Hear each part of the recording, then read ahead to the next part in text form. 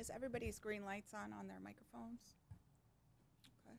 Yeah, sorry about that. Okay, we ready to go on the record?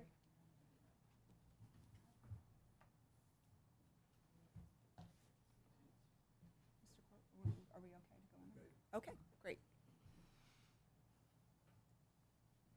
Okay, good afternoon, everybody. Today is July 31st. It's approximately 1 p.m.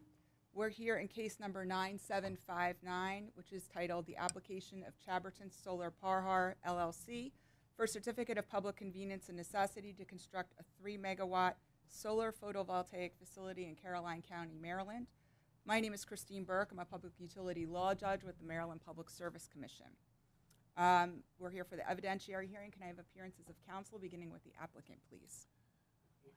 Good afternoon, Your Honor. My name is Andy Flavin with the law firm Troutman Pepper Locke, LLP, and I'm here on behalf of the applicant, Chaberton Solar Pahar, LLC. Good afternoon. Good afternoon. Sandra McLemore, Assistant Attorney General, and it's spelled S-O, is it? Can you hear now? Can you hear? Sandra McLemore, Assistant Attorney General, representing the Power Plant Research Program. Would you like me to spell it? Good afternoon, Your Honor. I'm Jennifer Purvis, Assistant Staff Counsel, appearing on behalf of the staff of the Public Service Commission. Good afternoon. Good afternoon, Your Honor. Jesse Hammock on behalf of the County Commissioners of Caroline County, Maryland. Good afternoon.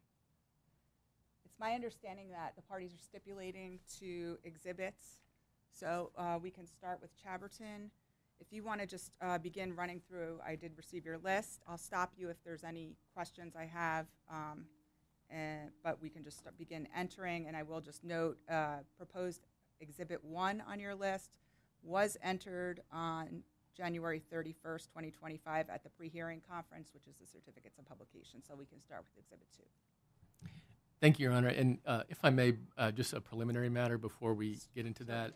Speaking with Mr. Hammock and counsel for staff and PPRP, as you may remember, we shifted the evidentiary hearing date in this case to July 31st, and at the time we did not make any adjustments to the briefing schedule. Yes, I'm aware. I understand, speaking with Mr. Hammock, that he may have some conflicts, but we've all spoken, and I believe all the attorneys here on behalf of the parties are would like to request, or at least would not be opposed to, extending the briefing schedule by 1 week for each of the dates. And actually, we'll get to that, address it at the end, because there's a potential that I might have some additional questions that witnesses don't have responses to today that may require some time in addition as well. So we'll adjust accordingly. Thank you, Your Honor. Yep. Appreciate it. Yep. Okay. May I move on to the applicant's exhibits Yes, now? please. Thank you. May we please have marked as applicant exhibit 2 the cover letter and certificate of service for the application filed on October 17th, 2024 under mail log number 312968. So marked. Thank you, Your Honor. May we please have marked as applicant exhibit 3 the petition filed on October 17th, 2024, also under mail log number 312968. So marked. Thank you, Your Honor. May we please have marked as applicant as applicant exhibit 4 the application appendix filed on October 17th, 2024, also under mail log number 312968. So marked. Thank you, Your Honor. May we please have marked as applicant exhibit 5 the ERD narrative filed on October 17th, 2024, also under mail log number 312968. So marked.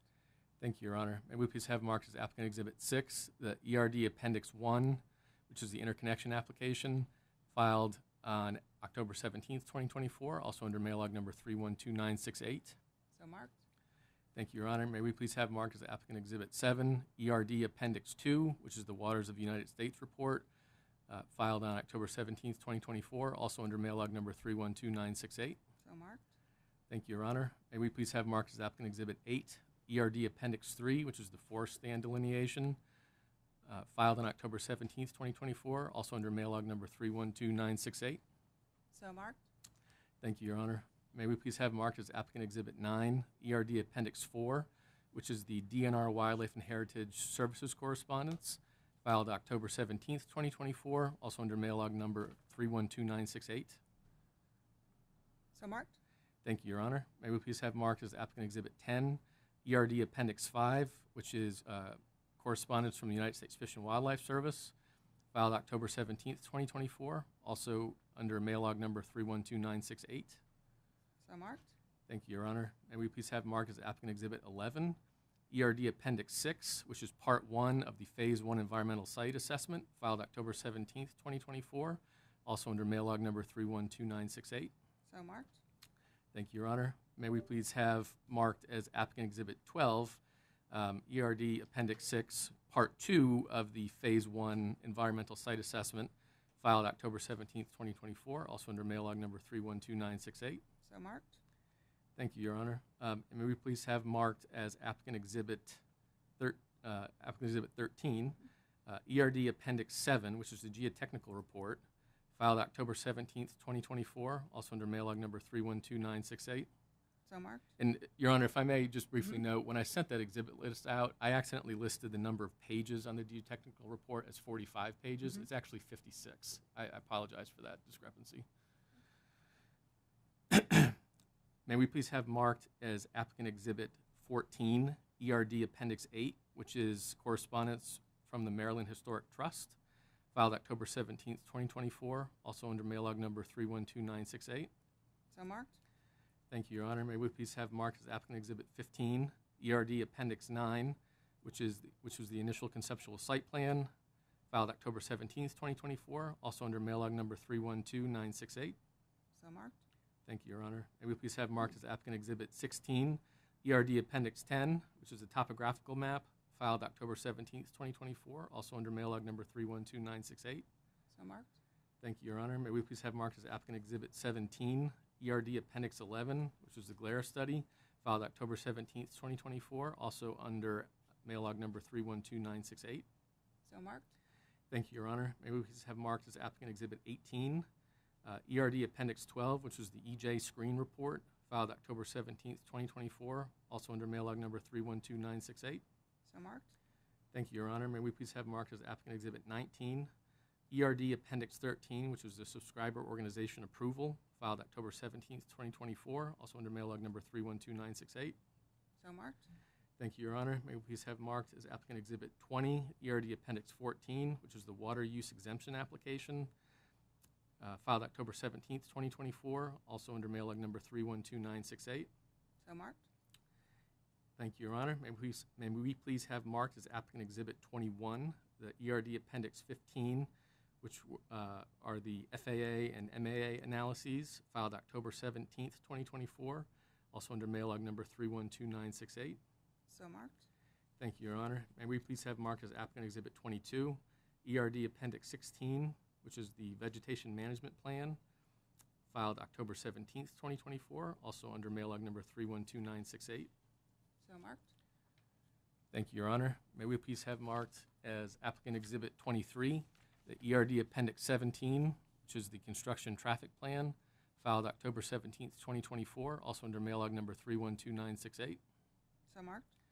Thank you, Your Honor. May we please have marked as applicant Exhibit 24, ERD Appendix 18, which is the PV Cyst Report, filed October 17th, 2024, also under mail log number 312968.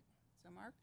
Thank you, Your Honor. May we please have marked as applicant Exhibit 25, the ERD Appendix 19, which is the JEDI summary, public version, filed on October 17th, 2024, also under mail log number 312968. So marked. May we please have marked as applicant Exhibit 26, ERD Appendix 20, which is the EPA AVERT report, filed October 17th, 2024, also under mail log number 312968. So marked. Thank you, Your Honor. May we please have marked as applicant Exhibit 27, ERD Appendix 21, which is the National Geologic Map, filed October 17th, 2024, also under mail log number 312968. So marked. Thank you, Your Honor. May we please have marked as applicant Exhibit 28, ERD Appendix 22, which is Critical Area Commission correspondence, filed October 17th, 2024, also under mail log number 312968. So marked. Thank you, Your Honor. May we please have marked as applicant Exhibit 29, the ERD Appendix 23, which is correspondence from the Maryland Department of Environment and the United States Army Corps of Engineers, filed October 17th, 2024, also under mail log number 312968. So marked. Thank you, Your Honor. May we please have marked as applicant Exhibit 30, ERD Appendix 24, which is correspondence with Caroline County, filed October 17th, 2024, also under mail log number 312968. So marked. Thank you, Your Honor. May we please have marked as applicant Exhibit 31, the applicant's responses to the Power Plant Research Program's Data Request 1 in the public version, which was filed November 26, 2024, under mail log number 313869. So marked. Thank you, Your Honor. And may we please have marked as applicant Exhibit 31C, the confidential version of the responses to the Power Plant Research Program's Data Request 1, filed November 26, 2024, also under mail log number 313869. So marked. Thank you, Your Honor. May we please have marked as applicant Exhibit 32, the applicant's response to Caroline County's deficiency letter, including Exhibits A, B, and C, filed on January 3rd, 2025, under mail log number 314641. So marked. Thank you, Your Honor. May we please have marked as applicant Exhibit 33, the applicant's updated conceptual site plan, filed February 13th, 2025, under mail log number 315757. So marked. Thank you, Your Honor. May we please have marked as applicant Exhibit 34, the certificates of publication for the first public comment hearing, filed March 3rd, 2025, under mail log number 316359. So marked. Thank you, Your Honor. May we please have marked as applicant Exhibit 35, the applicant's revised conceptual site plan, which was filed in two parts, on April 30th, 2025, under mail log number 318461. So marked. Thank you, Your Honor. May we please have marked as applicant Exhibit 36, the updated decommissioning plan, the clean version, filed May 2nd, 2025, under mail log number 318560. So marked. Thank you, Your Honor.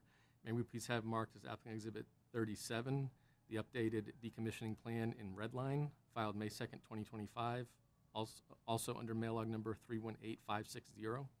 So marked. Thank you, Your Honor. May we please have marked as applicant Exhibit 38, certificates of publication for the second public comment hearing, filed June 11th, 2025, under mail log number 319546. So marked. Thank you, Your Honor. May we please have marked as applicant Exhibit 39, the sign affidavit, filed June 13th, 2025, under mail log number 319605. So marked. Thank you, Your Honor. May we please have marked as applicant Exhibit 40, the settlement status update, filed June 17th, 2025, under mail log number 319672. So marked. Thank you, Your Honor. May we please have marked as applicant Exhibit 41, the direct testimony of Ryan Boswell, filed February 13th, 2025, under mail log number 315755. So marked. Thank you, Your Honor. May we please have marked as applicant Exhibit 42, the direct testimony of Charles Walker, filed February 13th, 2025, also under mail log number 315755. So marked. Thank you, Your Honor. May we please have marked as applicant Exhibit 43, the direct testimony of Robert Bathurst, filed February 13th, 2025, also under mail log number 315755. So marked. Thank you, Your Honor. May we please have marked as applicant Exhibit 44, the supplemental direct testimony of Andrew Reese, filed July 14th, 2025, under mail log number 320407. So marked. Thank you, Your Honor. May we please have marked as applicant Exhibit 45, the supplemental direct testimony of Patrick Gesselman, filed July 14th, 2025, under mail log number 320407. So marked. Thank you, Your Honor. And finally, may we please have marked as applicant Exhibit 46, the rebuttal testimony of Ryan Boswell, filed June 24th, 2025, also under mail log number 319863. So marked. Thank you, Your Honor. And that concludes the applicant's exhibits. Okay. And I understand there's no objection to the applicant's exhibit, so they have all been marked. They will all be entered into the record. Thank you, Your Honor. And before we do more exhibits, I'm inclined to have the applicant put on on your witnesses. That'd be fine, Your Honor. Thank you. Your Honor, at this point, the applicant would call Ryan Boswell to the stand, please.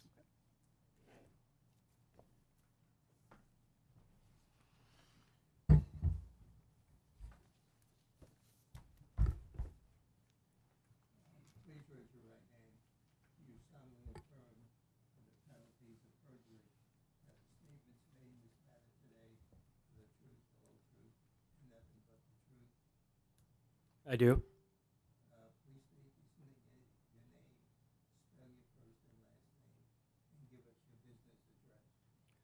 My name is Ryan Boswell. I'm Vice President of Development for the applicant. Address is 1700 Rockville Pike. That's RyanBoswell. Thank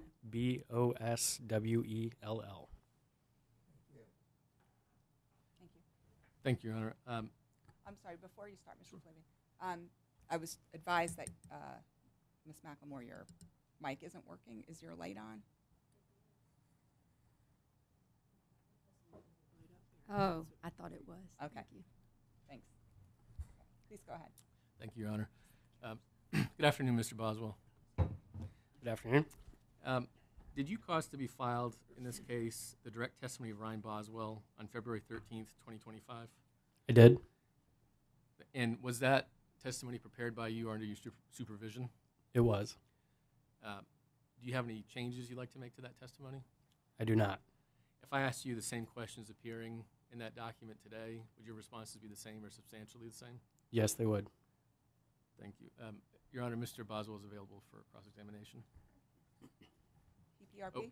And I apologize, Your Honor. Would you like me to also, He might, yes, with the affirm rebuttal? his other testimony? Yes, thank you. I apologize.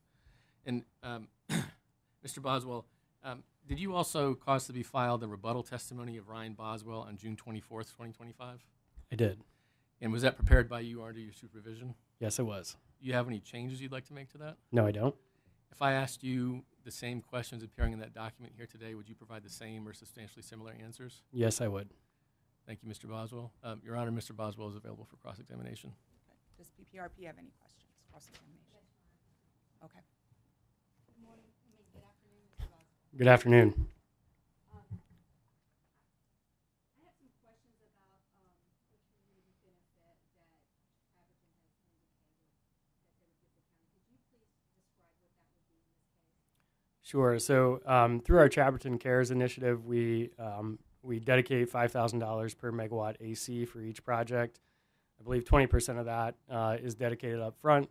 80% of that value is dedicated if the project proceeds. That first 20% has been already, I guess, contributed to a partner called, I think, Parents House of Maryland. The other 80% is still outstanding at this point, but we are looking at some affordable housing options where those funds might be dedicated. And how much would that 80% be? As the project currently stands, that would be 80% of $15,000. So that math off the top of my head, I guess that'd be $12,000. Is this okay? Okay, so 80% of the 15,000, correct? Yeah, I believe that's $12,000. Are you familiar with the county's concerns that are described in County Witness Leslie Grundon's testimony as to the project's impact on potential R-1 development due to its proximity to Federalsburg? I'm familiar with her testimony, yes. And could you please, in an attempt to resolve these concerns, would the applicant be amenable to working with the county to address its concerns even more than the 80% of the 15,000? We are amenable to that. In fact, some of our staff met with Commissioner Breeding and the county's attorney just yesterday to discuss some potential opportunities to work together. We haven't reached any substantive compromise at this point, but we remain open to that. And could you provide examples, or are you not ready to do that? I think we continue to be interested in opportunities to support affordable housing, but any options remain on the table. We're really looking for the county's guidance on what kind of priorities Chaberton could help support. But given Mrs. Grundon's testimony, we thought affordable housing would be a place to start. All right, thank you. Now I'm going to ask some questions about Ms. Richardson's her testimony, I think, in one of the public hearings. Are you familiar with County Witness Leslie Grundon's SIR rebuttal? I am. And she talks a bit about this on page 4. She explains the concern that the existing deciduous woodlands that the applicant proposes to use as a visual buffer may be on Ms. Richardson's property. Is that correct? So the existing deciduous buffer on the western side of the property and really on the southern and eastern sides, some portion of that is on the host property for Project Pahar, particularly on the western side. If you look at our concept site plan, we indicate that at least 30 feet of that is fully on the ULA property, which would be under the control of our project. So none of do I understand correctly that any of the deciduous woodlands that are included as your visual buffer are not on her property? We don't rely on the deciduous buffer on her property to screen the project. There certainly is a adjoining buffer that is on her property, but we're not exercising any rights over that buffer, nor are we relying on it exclusively. If it contributes to screening, that's great, but if Ms. Richardson decides to remove it, that's obviously not inside of our control, but we rely on the 30 feet that remains on our property to provide adequate screening, as is the case around the rest of the perimeter of the project. All right, thank you. That is all I have. Thank you. Thank you. Staff has no questions. Okay. Thank you, Your Honor. The county does have several. Oh, thank you. The light wasn't on. I apologize. And Your Honor, I did. The exhibits that we submitted, I have put in a binder. I have put one in front of the witness. I'm happy to provide one to Your Honor as well. It might make it easier. I have everything. I believe I have everything. Okay. If there's something that I can't access, I'll let you know. Great. Thank you. Good afternoon, Mr. Boswell. How are you? Good afternoon. I'm doing well. My name is Jesse Hammock, and I represent the County Commissioners of Caroline County. I assume, Mr. Boswell, that you're familiar with the Chaberton ERD that was filed in this matter? Yes, sir. And that's just for the record, mail log 312968, and I believe it was identified as applicant exhibit 5. Mr. Boswell, did you participate in the drafting of the ERD? I did. And you reviewed it for accuracy? Yes, I did. And it was provided under oath? Yes. And attached as Appendix 24 to Chaberton's ERD is a document labeled, quote, County Communications, I believe. That appears correct, yep. Okay, great.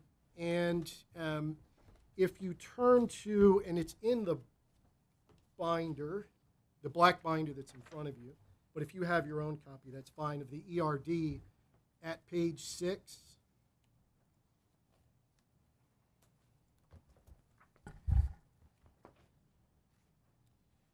And on page 6 of Chaberton's ERD at paragraph 1, Chaberton states that the county did not provide any comments in response to the draft site plan that was provided to the county. Isn't that correct?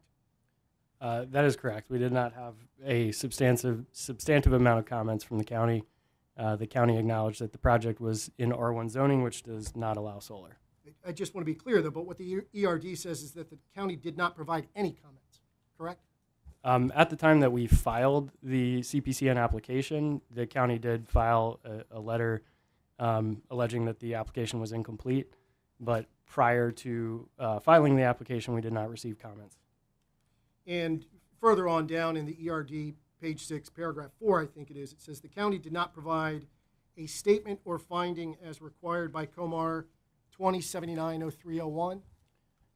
In response to specific requests to file comment, as we are required to do when we file the draft ERD with the county, we did not receive comments or characterization of the project, except that it was in the R1 zoning. So, and you're familiar with the requirements of 2079-0301? I don't know that statute off the top of my head. Understood.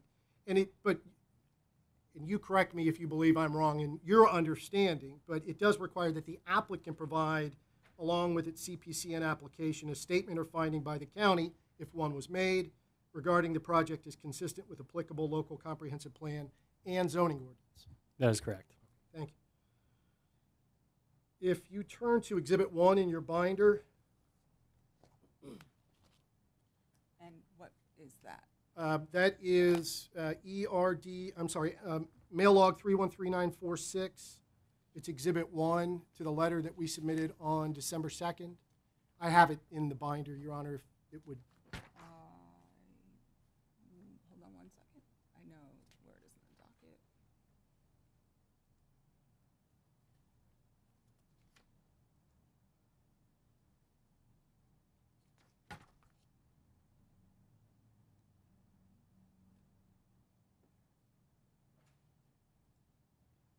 That is you said 313946, correct? 313946. Got it. Okay. Yep. And you said exhibit, It's Exhibit 1 to One? that document. Yep. It's also Exhibit 1 in the yep, booklet in front of Mr. Boswell. I'm there. Mr. Boswell, if you let's start, the emails are in reverse chronological order, so we can start at the back, if you don't mind, pages 6 and 7 of Exhibit 1. Page 7 of Exhibit 1 is an email from Pete Mellitz with Century Engineering. Yes, sir. And Mr. Mellitz and Century are authorized agents of Chaberton. They were at the time that these emails were sent. Thank you. And to state the obvious somewhat, the second project mentioned in Mr. Mellitz's email is it Pahar or Pahar? Pahar. Pahar, okay. The Pahar project that we're here about today. Correct. And now if you turn over to page 6, at the top you will see that Mr. Kaczynski, who is behind me in the room today, responded to Mr. Mellitz regarding the zoning on the property, correct? Correct. And in April of 2023, Century and Chaberton were specifically informed by the county that the parcel did not comply. The parcel was not zoned compliant with solar in Caroline County, correct? That is correct. And I believe if you continue forward in the email chain, you will see that Mr. Mellitz asks about the process for rezoning the property or options regarding the zoning on the property. If you look at in the middle of page 5 to help things along, Mr. Mellitz, April 26 email, the last line right above the thank you. To get solar in R1, we would have to file for a zoning category change, he asked, correct? I do see that email. Okay, thank you. So it would be fair to say that Mr. Mellitz, on behalf of Chaberton, was asking whether or not they could file a zoning category change for this property.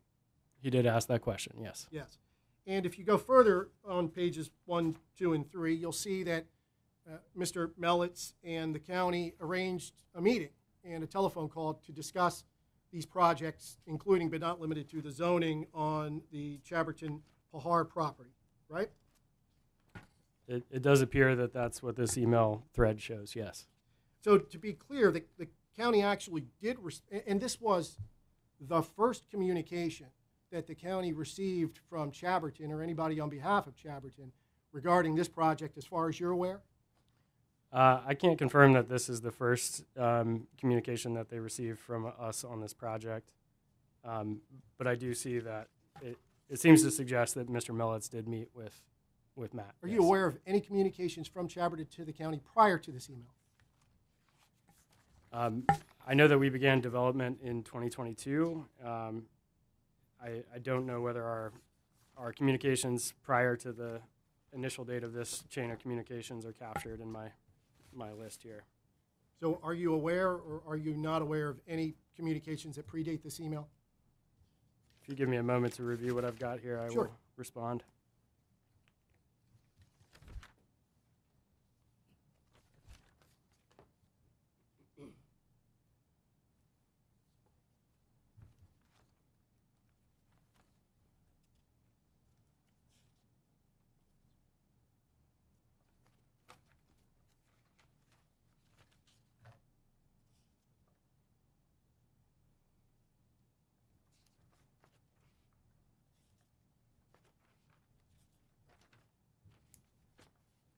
No, I don't see any communications here that predate the correspondence from Mr. Mellitz. So based on the information that you have at hand, it would appear as if the county did respond from the beginning to the very first communication of which you're aware regarding this specific project and the zoning deficiency, right? Yeah, it does appear like there was correspondence between Mr. Kaczynski and Mr. Mellitz.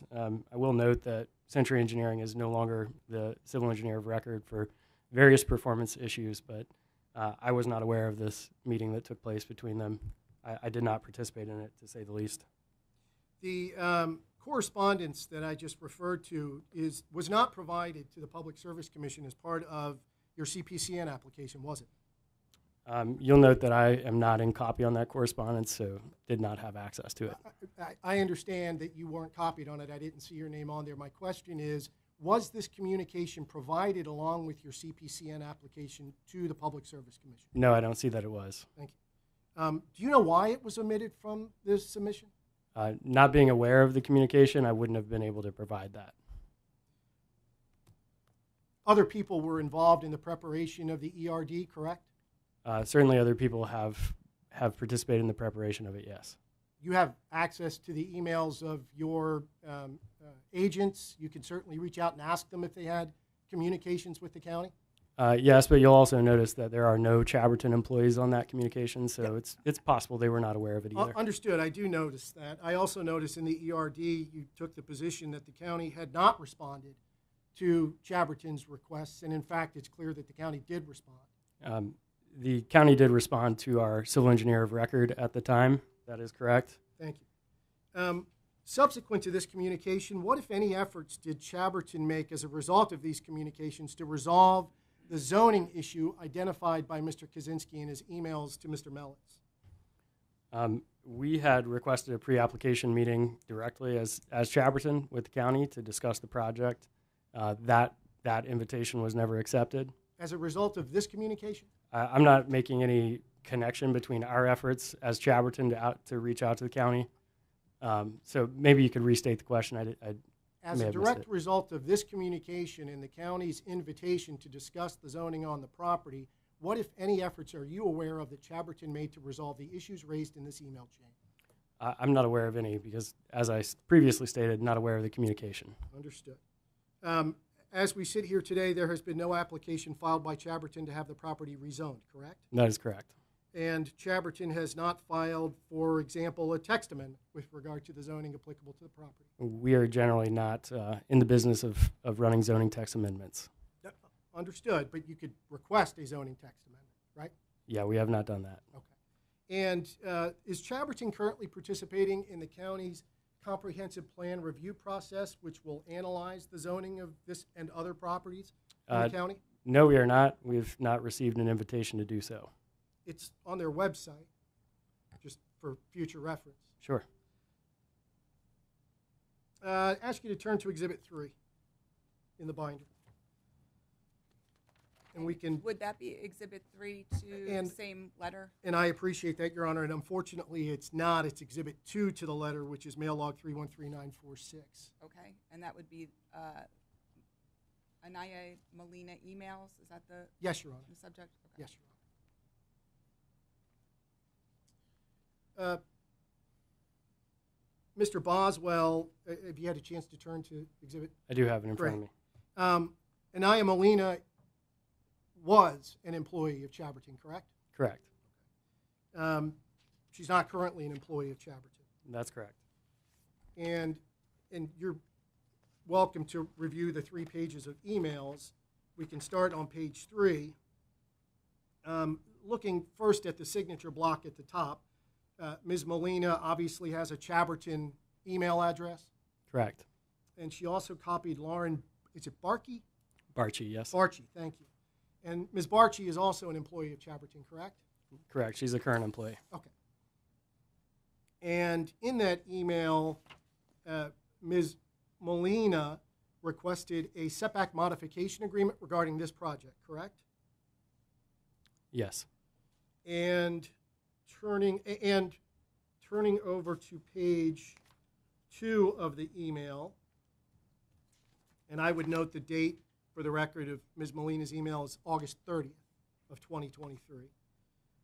Turning to page 2, there's an email from Matt Kaczynski dated the next day, actually first thing in the morning. And Mr. Kaczynski, you see, replies immediately to Ms. Molina, offering to send the setback modification template, but once again noting that this parcel lacked the adequate zoning for solar, correct? That is correct. So it's fair to say, contrary to the ERD, at least from what we can tell, the first two communications, I can tell you at least that I've been able to identify between Chaberton and the county did immediately respond and did immediately advise Chaberton of the zoning issue, correct? Yes. And to be clear, contrary to, well, different than your testimony earlier with regard to Mr. Mellett, these are Chaberton employees. They have Chaberton email addresses, and one is a current Chaberton employee. That is correct. These communications also were not provided to the Public Service Commission with the CPCN application, right? That appears to be an oversight, yes. Do you know why it was omitted? As I said, it appears to be an oversight. And on what do you base that appearance of an oversight? Do you have any actual information that it was missed as opposed to intentionally omitted? I have no evidence that it was intentionally omitted. Do you have any evidence one way or the other? No, I don't. Okay, thank you.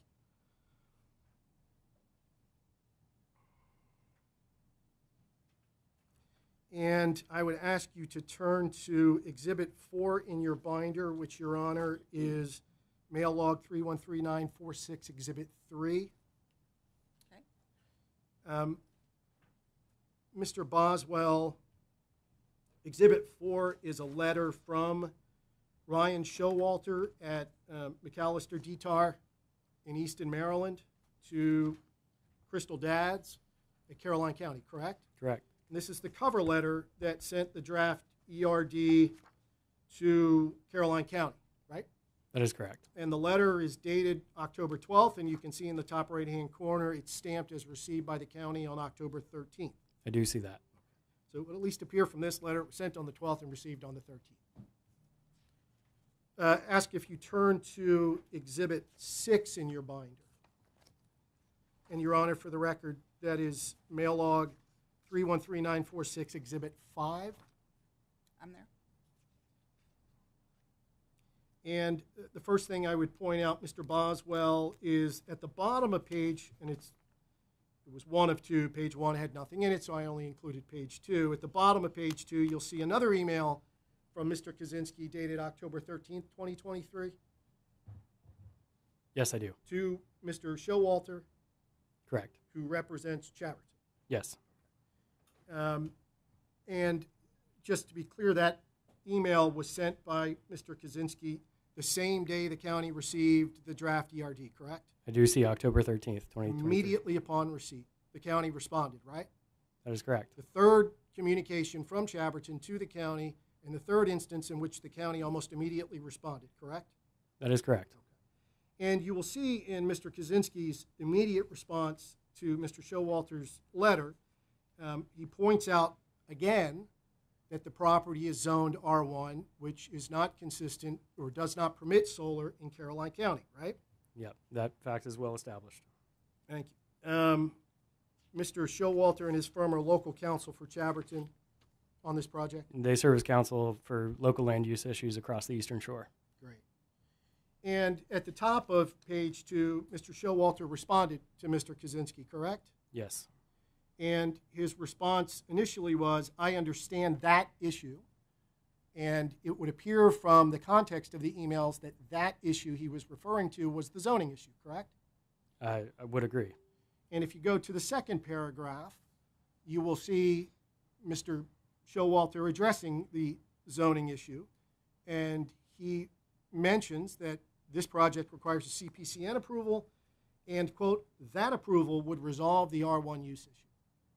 That is what the letter says, yes.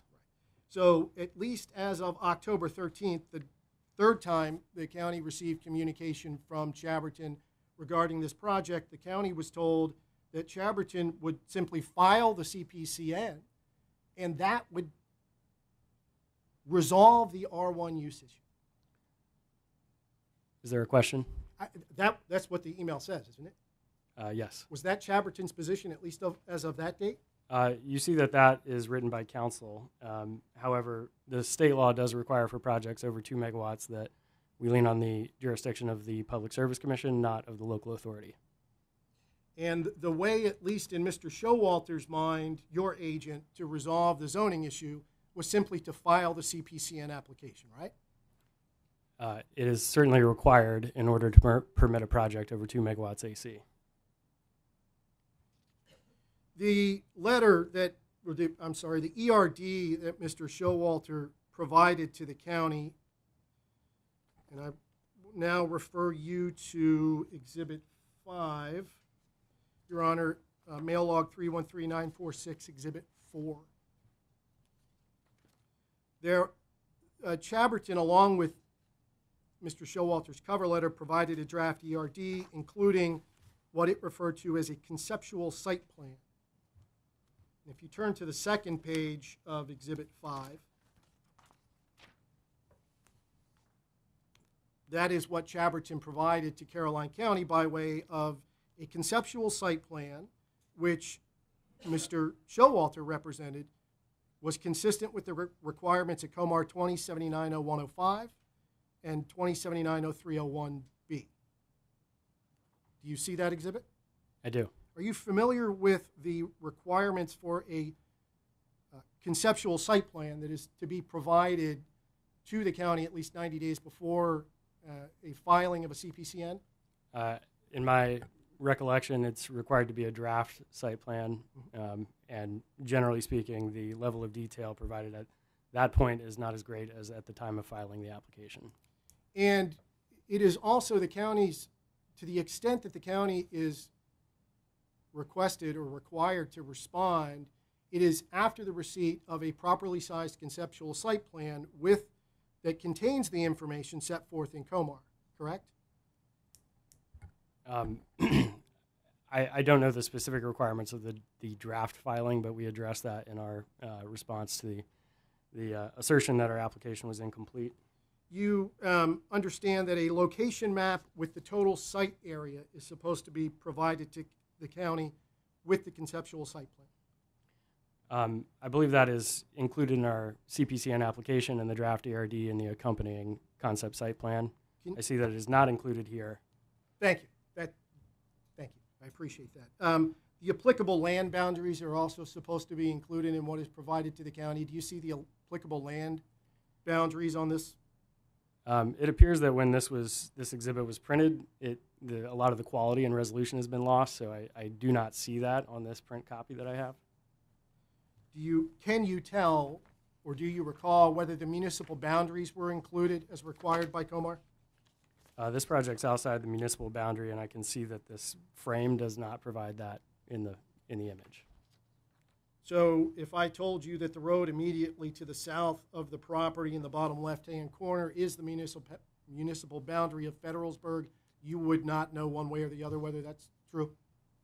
I do know that Laurel Grove Road is the municipal boundary, yes. And it's fair to say that, at least from what you can see on the map, and I understand the resolution is suboptimal, there's no indication of the municipal boundary either? It doesn't appear to be. The project design features, and understanding again the somewhat limited nature of the resolution of the exhibit, can you see any project design features indicated on here? No, but this is not representative of what we would have submitted in terms of the resolution. But the quality of this image is quite bad. Understood, and it is what Mr. Showalter provided to the county and requested feedback within 90 days. You understand that, right? Yes, I assume this is generated as a copy of what we provided, yes. And I generated the copy, and I will tell you it is what was provided. But it's fair to say that what Mr. Showalter provided to the county on behalf of Chaberton and requested the county to respond to within 90 days is not consistent with the requirements of Comar, correct? Your Honor, respectfully, I'm going to object to this line of questioning. I think the alleged deficiencies of the applicant's initial submittal were already raised and resolved by Your Honor at the time that an order was issued. I'm going to sustain the objection, but also for that reason, but also because this witness is not a legal expert. His expertise lies outside of the Comar requirements. Understood, Your Honor. That was my last question with regard to that exhibit. If I could ask you to go to Exhibit 16 in your binder, and Your Honor, I beg the court's indulgence for 1 minute. I don't have the mail log number for Chaberton's supplemental response to our data request, but I can find it if you Bear with me. So would that be the March 17th, 2025? It is. Supplemental, which was to Chaberton, to the county's data request number 1-2, Yes, Your Honor. sponsored by Mr. Boswell. Yes, Your Honor. Okay. Thank you. Mr. Boswell, ask you to turn to, well, at the end of Exhibit 16 that is in front of you, there's a list of properties, correct? Yes, sir. And we requested that Chaberton, I want to make sure I get the question right, identify all parcels of land in the county other than this property that Chaberton considered for placement of the project. And this is the list that was provided by Chaberton in response to that request, correct? That is correct. And I won't ask you to count them, but I would note for the record that there are 54 such properties indicated. And I won't ask you to total up the acreage, but it's more than 6,000 acres of property that it would appear Chaberton has identified in Caroline County as meeting what you call the basic screening criteria. That sounds consistent with the SIR rebuttal testimony that I filed. Thank you. With regard to the basic screening criteria that you reference in this response, well, what are Chaberton's basic screening criteria? Generally, we try to find land with appropriate zoning. We look at capacity on the appropriate electrical grid, which in this case is Delmarva. That's a significant limiting factor in Caroline County, as we've addressed. We look for environmental features on a desktop basis, and so the absence of those is ideal. Regulated wetlands, for example. And we try to find properties that are generally already naturally screened so as not to be imposing on adjacent properties. Are your screening criteria in any way weighted? Does one count more than another in your analysis? Proximity to existing capacity on the electric grid is first and foremost. And that's a function of the cost associated with connecting the solar field to the grid. It's more fundamental than that. If there's not the capacity to accept generation on the grid, there's simply no project to even consider. Right, but with regard to proximity to the grid, is at least one of the factors that you consider the distance and therefore the cost to hook into the grid?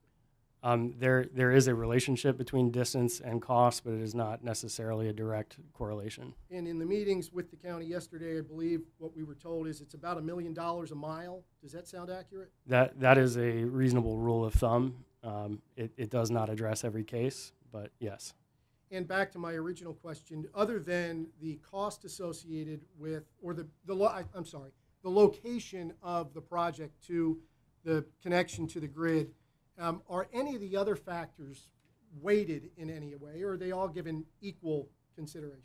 Well, one factor I did not mention is the willingness of the landowner to entertain a lease, which is actually more important than interconnection capacity. If we don't have a commercial deal, interconnection capacity does not matter. So, yeah.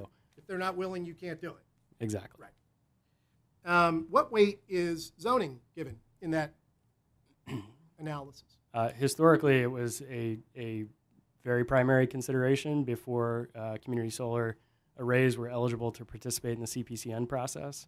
Since that change, it is less of a consideration.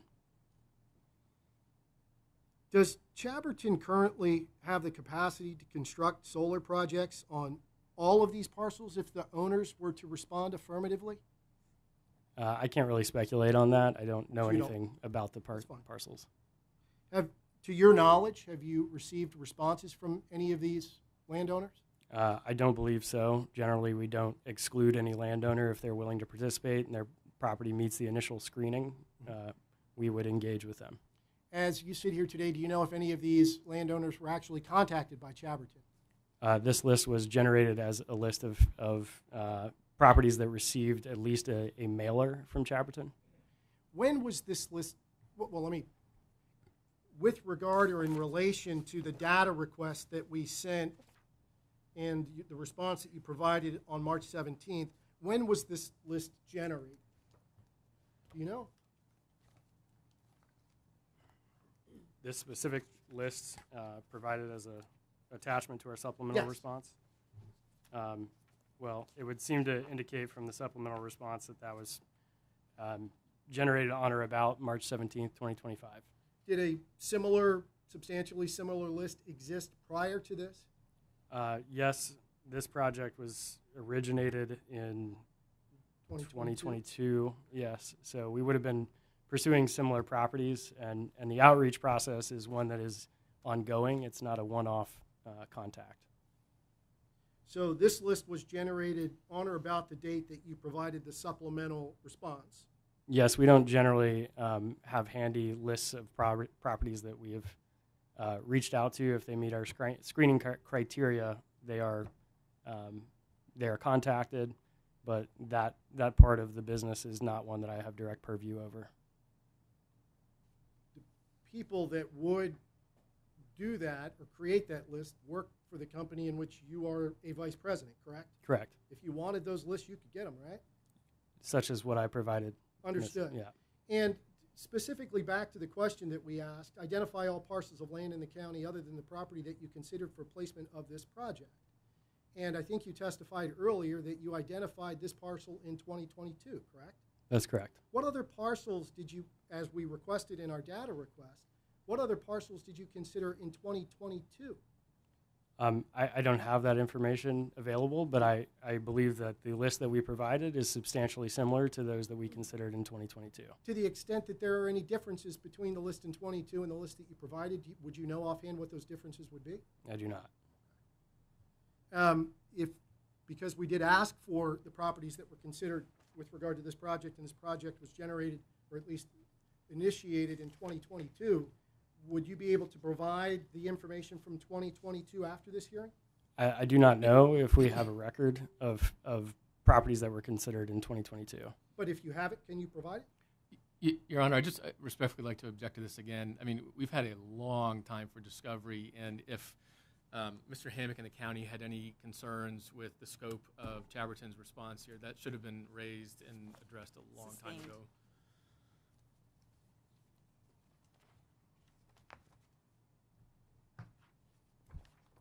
Mr. Boswell,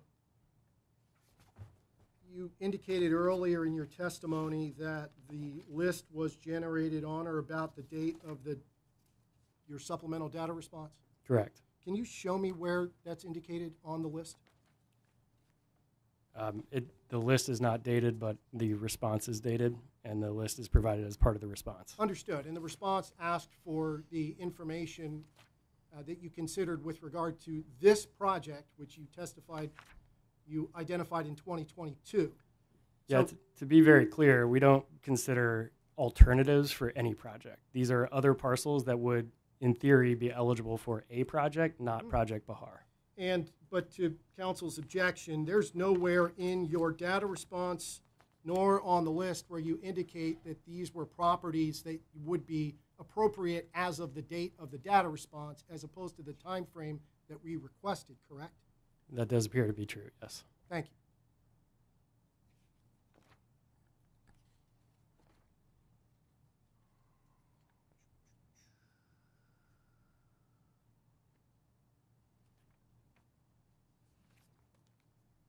When you originally identified this property as in or about early 2022, would that be fair to say, mid-22? Do you recall? I don't know the time frame of when the project was identified. Let's stick with 2022. Sure.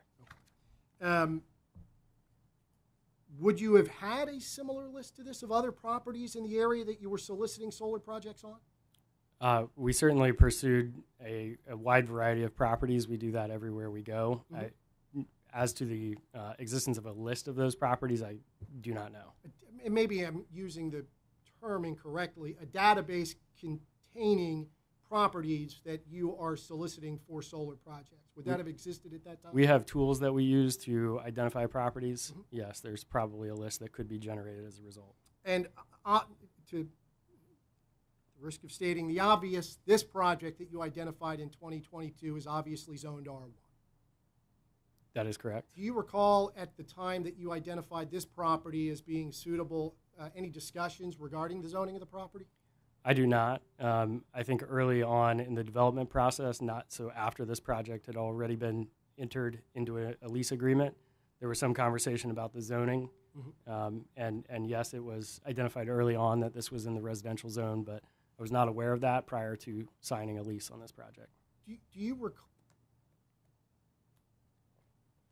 So you weren't aware, well, did you sign the lease? Prior to Chaberton's representative signing a lease, no, I do not sign leases. Would it be, is there a process that Chaberton goes through to determine the zoning of the property before it signs leases? Yes. And Chaberton would analyze the zoning on the property before it signs a lease, presumably? Yes. And so it would be fair for us to believe that Chaberton was aware that this property was zoned R1 at the time the lease was signed. Sure. Yes.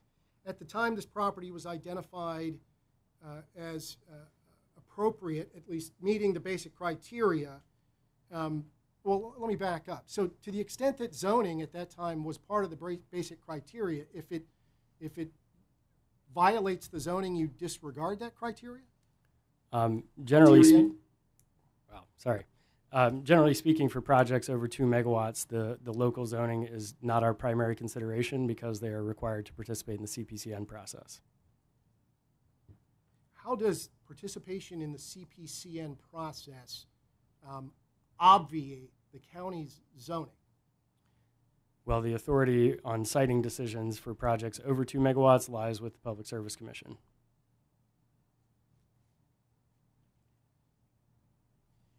Turning back to the list that you provided attached as Exhibit 16, it is fair to say that not one of those parcels is zoned R1, correct?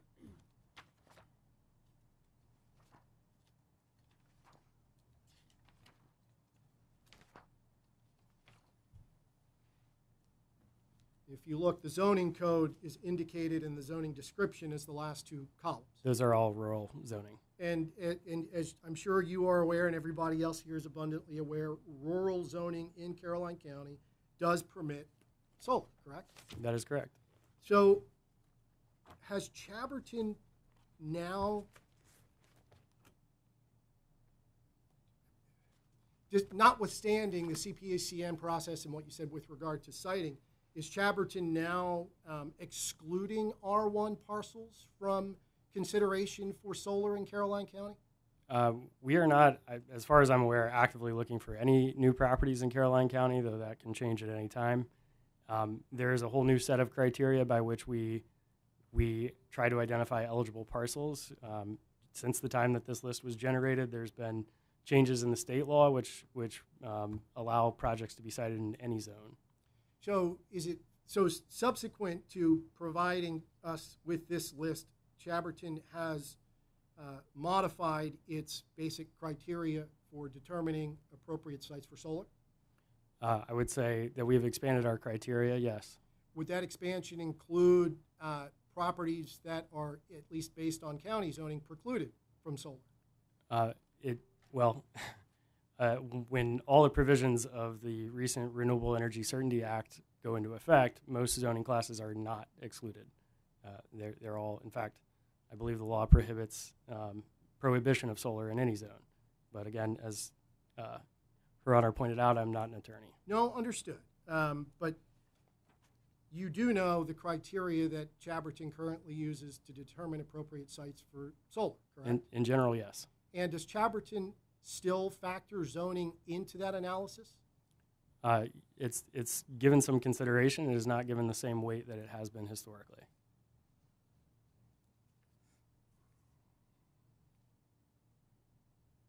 Are you familiar with PPRP's proposed licensing conditions submitted in this matter? I have reviewed them. And, Your Honor, I believe this is mail log 319863. I'm sorry, no, that is Mr. Boswell's rebuttal testimony. And I will refer you, Mr. Boswell, to your rebuttal testimony. Chaberton has accepted, or is accepting, the licensing conditions set forth in PPRP's June 4th, 2025 filing, correct? And, That is correct. and that's mail log 319400, Your Honor, I believe, PPRP's, PLC's. 319400, correct, June 4th. Thank you.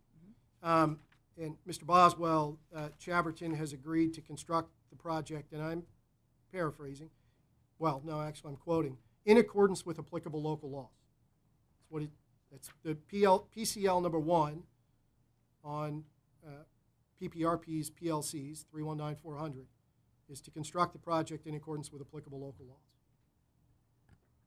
Acknowledged. And in your rebuttal testimony, Chaberton has accepted the licensing conditions proposed by PPRP, correct? We have. Okay, thank you. PCL 11, the PPRP has requested that Chaberton apply for and seek issuance of all applicable permits and approvals necessary or required for the construction of the project, which would include approvals from the county, correct? That is correct. And Chaberton has accepted that PLC, correct? We have. And Chaberton, as a result of that, it is my assumption, and I'm hoping you will confirm this for me, that in the unfortunate event that the CPCN is approved in this matter, that Chaberton would be applying to the county for site plan approval Yes, we would. and for erosion and sediment control approval, Correct. stormwater management, Yes. and a landscape plan. Correct. And I want to talk briefly about the landscape buffer because I know some of the concerned neighbors are here with us. You mentioned earlier recent amendments that our legislature made to the public utility article. I assume you're generally familiar with those changes, or at least some of those changes? At a high level, yes. Understood. And I understand that they may or may not apply to this CPCN application, but I want to briefly ask you about the vegetative buffer requirements that are included in those changes.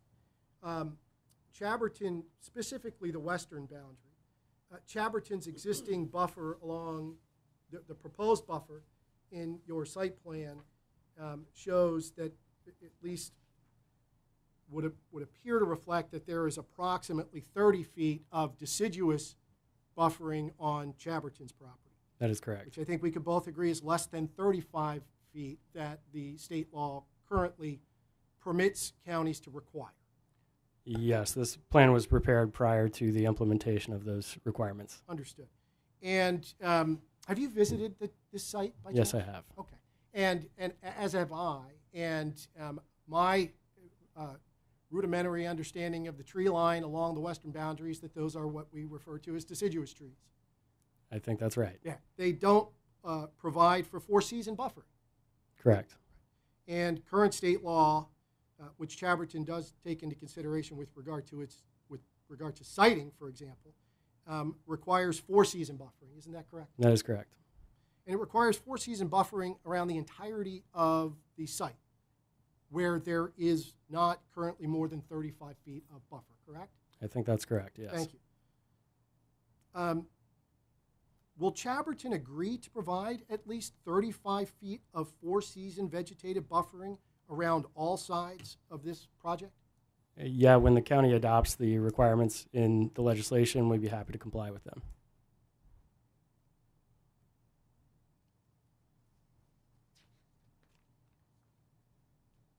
Your Honor, I have no further questions. Okay, is there any redirect? Yes, Your Honor. Excuse me. Just very briefly, I don't want to rehash Chaberton's response to the county's alleged deficiency letter, but just want to know, Mr. Boswell, you're familiar generally with the petition and the ERD that was submitted as part of the application? I am.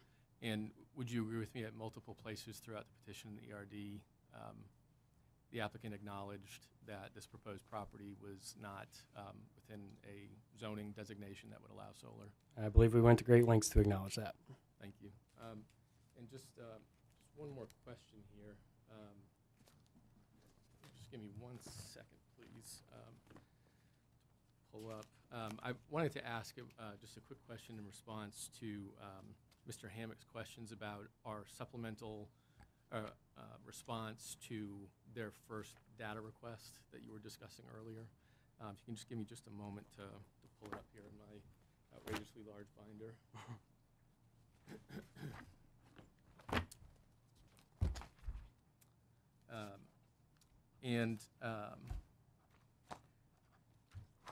Are you there? I am. Okay. You'll see that I'm starting here at the beginning. Question number 1-2. It asks the applicant to identify all parcels of land in the county other than the property that you considered for placement of the project. Do you see that? I do. Okay. And if I could get you to turn that page over to our response to 1-2E. Can you read that first sentence there? Yeah, it says the applicant did not explicitly reject other properties as alternatives to the property. So it's fair to say that in our response we acknowledge that the applicant did not seek specific alternatives to the Pahar property, right? That is correct. But in response to the request, the applicant did provide a list of other properties in the county that, at least at a high level, may be suitable for solar that the applicant was considering, right? That is correct. Thank you. No more questions, Your Honor. Okay, thank you. I do have a few questions for you, Mr. Boswell. In the ERD on page 4, you reference that Caroline County has experienced a less than 1% population growth in recent years. Where is that information derived from? And I'm sorry if you want to get to the ER. It's in the ERD.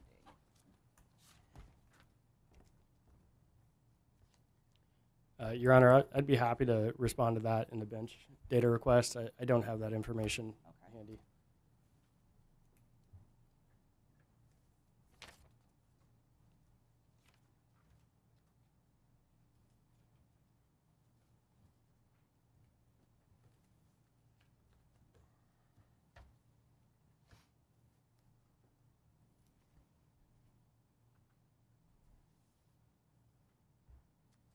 The access road that you reference on page 7 of the ERD. There's an access path that connects to Laurel Grove Road, which I believe you state in the ERD that Chaberton's going to use that temporarily for laydown of trucks and storage during construction, but it remains accessible by other parties. Who owns that road? I don't have the title work in front of me. I'd be happy to respond in a bench DR. However, I don't believe that our current intent includes using that road. On our latest site plan, I believe that we have modified the laydown area so that everything is accessible off of Idlewild Road. That was my next question.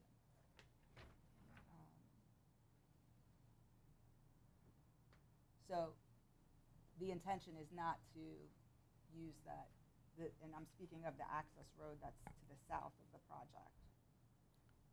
That's correct. I believe at this juncture we are only using Idlewild Road to access the property. Okay, and that would be included in any traffic plan.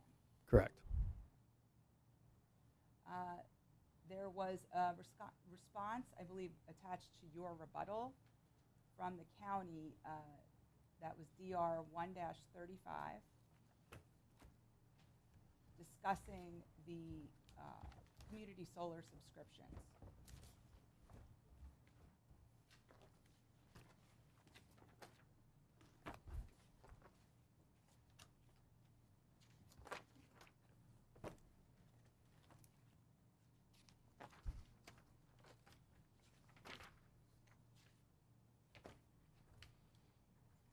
Go ahead with your question.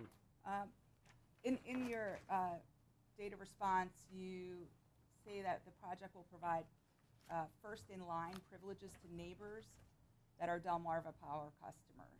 How does Chaberton prioritize neighbors as subscribers to the project?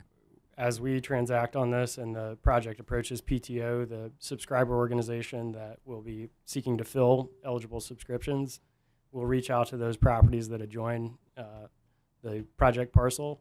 They'll be the first to receive contact. We'll work out from there to try to serve neighbors in close proximity.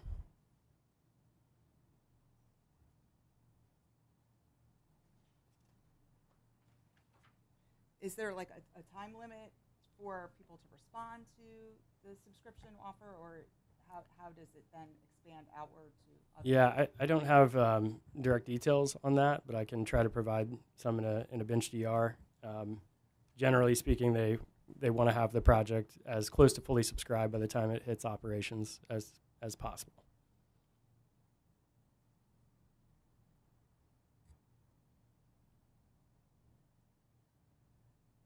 I think you answered most of my questions with regard to the vegetative buffers.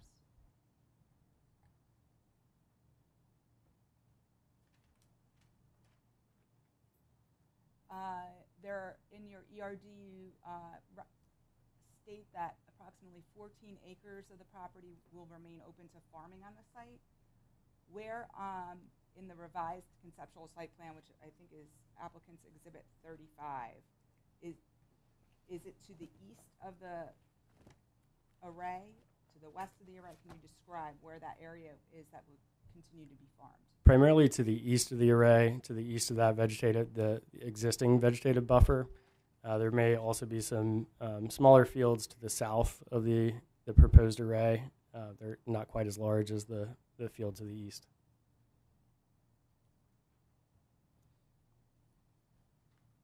Is that area currently being farmed? It is. And what crops are being grown there? I have not been out there this season, but generally it's a rotation of corn and soy and some winter wheat.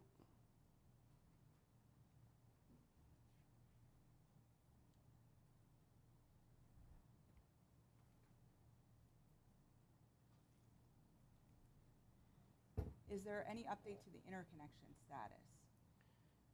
We have some ongoing conversations with Delmarva on the interconnection study, but they have not completed the study to our satisfaction at this time.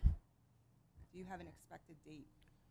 We would expect to receive the interconnection agreement in the fourth quarter of this year, but it may slide into the first quarter of next year.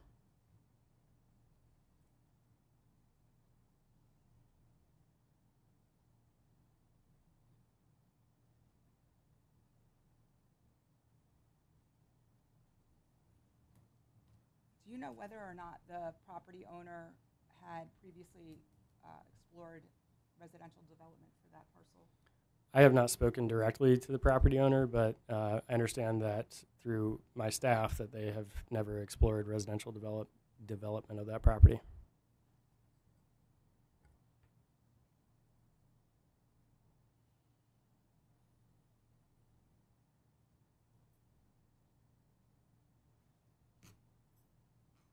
With respect to vegetative buffers and Caroline County zoning requires that the applicant fund a landscape architect to construct or design the landscape buffer. Is that something that Chaberton's open to doing? Yeah, we use a professional landscape architect to prepare every landscape plan on every project we do. If the county disagrees with the choice of that architect, would Chaberton fund the county's choice of architect? Sure, yes.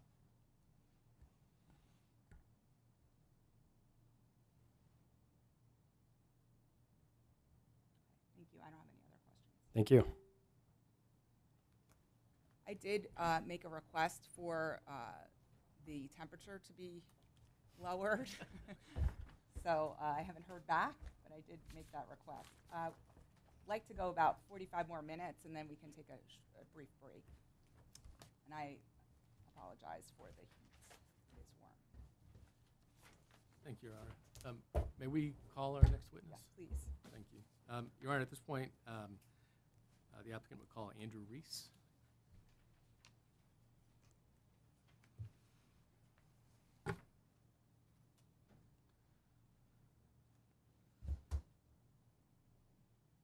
Raise your right hand. Do you solemnly affirm under penalties of perjury that the statements made this matter today are the truth, the whole truth, and nothing but the truth? Yes, sir. Please state your name, spell your first and last name, and give us your business address. My full name is Andrew Reese. Last name spelled Reese. I work for ARM Group as the Renewable Energy Practice Area Leader. My business address is 4600 Lena, which is Lena Drive, Mechanicsburg, Pennsylvania. Please go ahead. Thank you, Your Honor. Good afternoon, Mr. Reese. Did you cause to be filed the supplemental direct testimony of Andrew Reese on July 14th, 2025? Yes, sir. Was that prepared by you or under your supervision? Yes, sir. Do you have any changes or updates you'd like to make to that document? No, sir. If I asked you the same questions appearing in that document here today, would you have the same or substantially similar answers? Yes. Thank you. And just to make clear, Mr. Reese, are you adopting the previously submitted direct testimony of Mr. Charles Walker? Yes, I am. Thank you. Your Honor, at this point, Mr. Reese is available for cross-examination. PRP? Yes, I have a couple of questions. Are you familiar with the May 1st, 2025 decommissioning plan, the attachment A, which is, it's entitled, it's a decommissioning cost analysis? I don't have a May 1st. I have a 2/11, 3/28, and a 7/10 dated. Okay, it's dated 3/28. It was on the, I was thinking it was the same date as the decom plan. So, Yeah, I have the one that's stamped from 3/28. Okay, Yes, thank I'm you. familiar. Could you state the amount of the decommissioning bond that the applicant determined? The total bond amount on the 3/28 estimate is $586,294. And are you familiar with the amount that PPRP recommends for the decommissioning bond? It's on page 30 of PPRP's direct witness P. Kyle's testimony. I'm not familiar off the top of my head. Subject to check, would you agree that it's $586,300? Yes. Did these these amounts include a contingency allowance amount? On that estimate, it did not. We provided an estimate on 7/10 that added a 5% contingency, which took the cost up to $615,609. Could you repeat that amount again? $615,000? $615,609. 609. Could you explain why you didn't include the contingency allowance amount to begin with?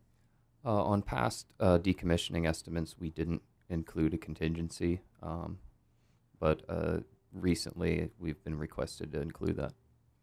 Did you also include a salvage value in your calculation for the cost? Yes, there is a recycling cost, but no, I do not believe salvage value is included. Okay. So you're testifying that salvage value was not included, is that correct? Correct. Okay. In your response to staff's DR 3-1, I believe it's included in Ms. Samrai's testimony. Are you familiar with that? I'm not. Subject to check, would you agree that it indicated that you would include a 5% contingency factor of $21,767? Yes. In deriving that amount, could you now look at the decommissioning cost analysis that you have on the May 28th, 25 document? Yes, I'm looking at it. In deriving that, did Chaberton also include the general contractor profit and the hauling and loading costs? I don't believe they included general contractor profit. And have you been involved in any other CPCN cases in Maryland? Yes, I have. And are you familiar with how PPRP recommends that the decommissioning bond be determined? In what regard? With regard to when a contingency allowance amount is included? I'm not familiar specifically.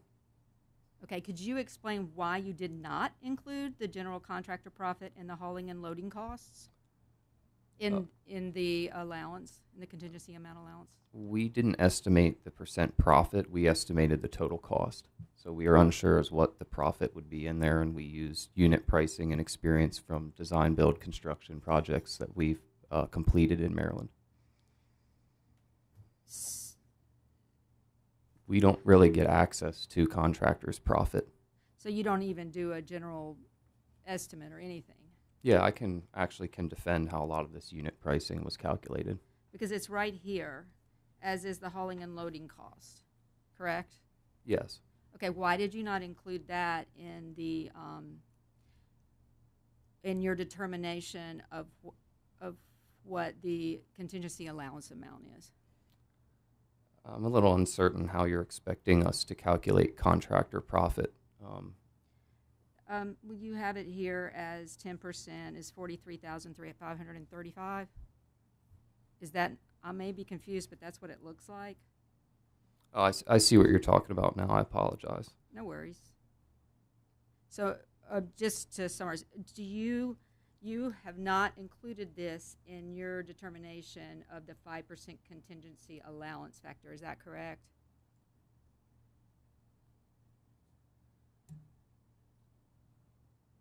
To me, it looks like it is included in the subtotal. I'd have to run the numbers to confirm, but I would like to, okay, yeah, thank you.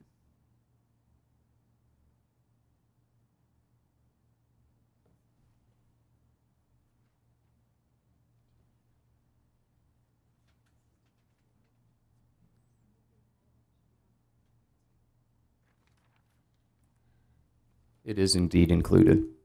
So if the total amount is 531,024, 5% of that is the 21,767.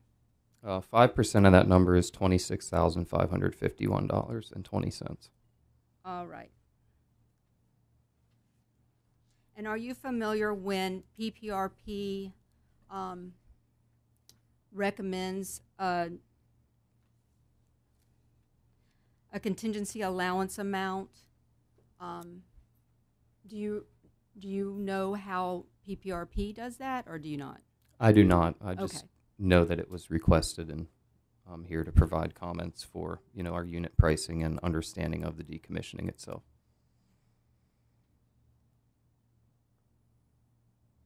Okay, thank you. That's all I have. Staff? No questions, Your Honor. Any questions? No question.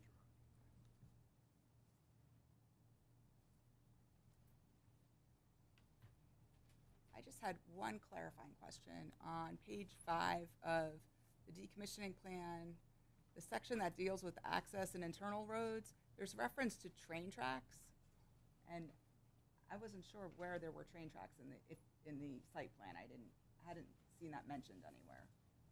I don't believe there are train tracks. We could modify that and remove that at the next data request. Just about the location, but I was. Yeah, I'll pull out the plan and look to confirm.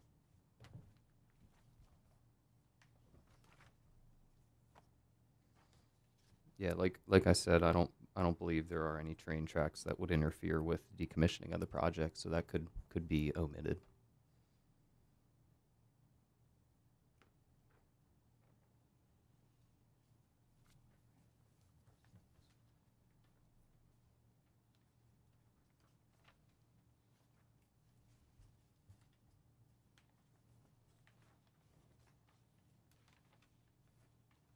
Okay, thank you. I don't have any other questions.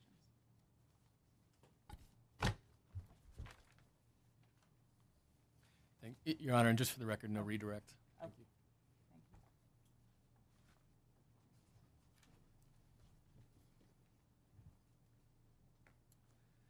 Thank you. Your Honor, may we call our last witness? Please. Thank you. This time the applicant calls Mr. Patrick Gesselman.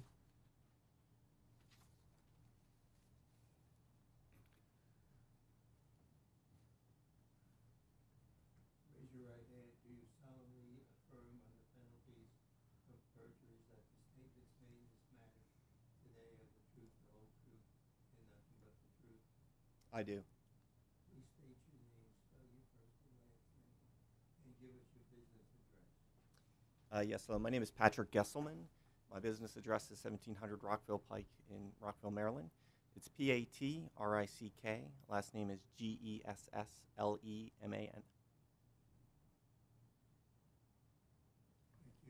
Thank you.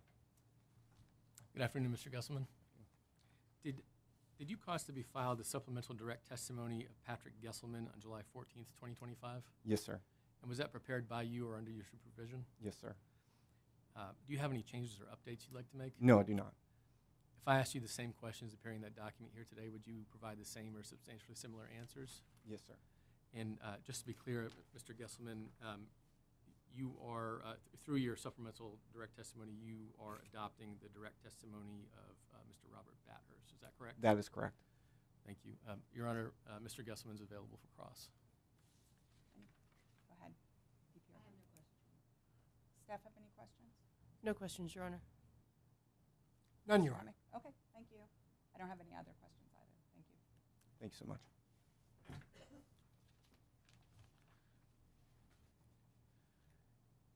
Thank you, Your Honor. And that concludes the applicant's witnesses.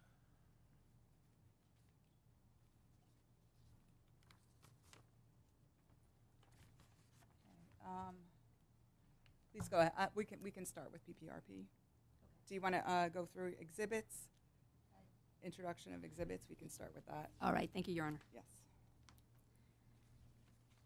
If I could have marked PPRP Exhibit 1, which is the direct testimony of Supita Pikau, which consists of 37 pages and 2 appendices. It was filed June 4th, 2025, under mail log number 319400. So marked. Thank you, Your Honor. May I have marked as PPRP Exhibit 2, the secretarial letter, dated June 4th, 2025, consisting of 1 page, which was filed on June 4th, 2025, under mail log number 319400. So marked. Thank you, Your Honor. May I have marked as PPRP Exhibit 3 the initial recommended license conditions, consisting of 10 pages, also filed June 4th, 2025, under mail log number 319400. So marked. Thank you, Your Honor.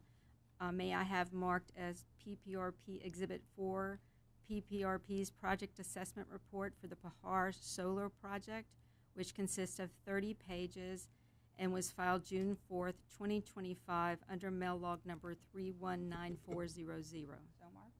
Thank you, Your Honor. May I have marked as PPRP Exhibit 5 the project assessment report Appendix A, which is the applicant's responses to selected PPRP, PSC staff, and Caroline County data request.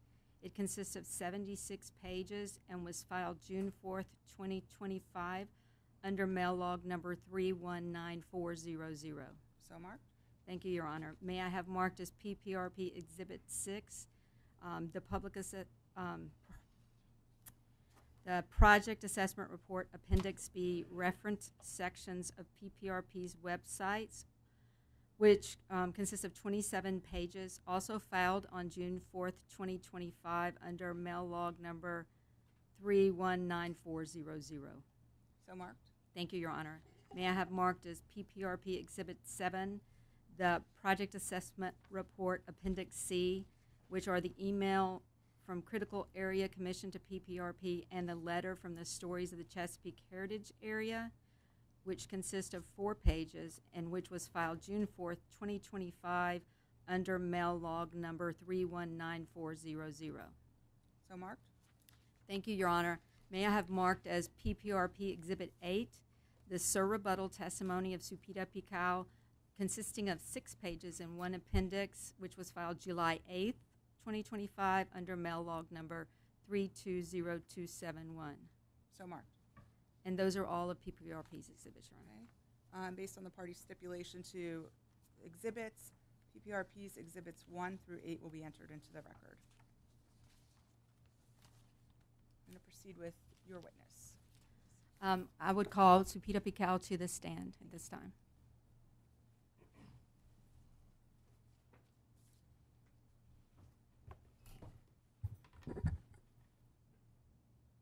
Raise your right hand. Do you solemnly affirm under the penalties of perjury that the statements made in this matter today are the truth, the whole truth, and nothing but the truth? I do. Please state your name, spell your first and last name, and give us your business address. Supida Pukao, Supida Piwkhow. I'm with the Maryland Department of Natural Resources, 580 Taylor Avenue, Annapolis, Maryland. Good afternoon, Ms. Picao. Do you have before you a document entitled "The Direct Testimony of Supida Picao"? Good afternoon, and yes, I do. And did you have this?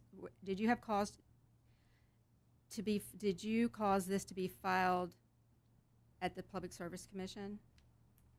Did you have this filed with the Public Service Commission? Yes. And in preparing it, was it prepared by you or under your direct supervision or control? Yes, it was. And today, do you have any changes or updates to your testimony? No, I don't. And if I asked you the same questions today, would your answers be the same? Yes, it will. It will. Thank you. And also, do you have before you a document entitled "Sir Rebuttal Testimony of Supida Picao"? Yes, I do. And did you cause this document to be filed also at the Public Service Commission? Yes. And was it prepared by you or under your direct supervision? Yes, it was. And at this time, do you have any changes to your testimony or updates? No, I don't. And if I asked you the same questions today, would your answers be the same? Yes. Thank you. At this time, I would tender the witness. Okay. Cross-examination staff. Yes, Your Honor, staff does have some questions for witness Picao. Good afternoon, Ms. Good Witness. afternoon. Were you in the room when applicant's witness Reese discussed the decommissioning plan, cost estimate, and bond contingency allowance? Yes, I was. Do you agree with his calculations?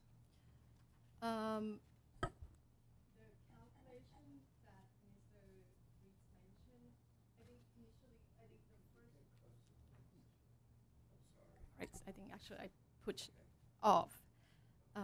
Should be okay now.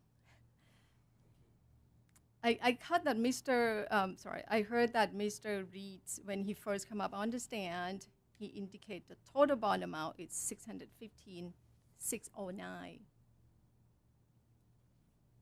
But later when he testified, he indicates that the total decommissioning cost for the project would be $331,024.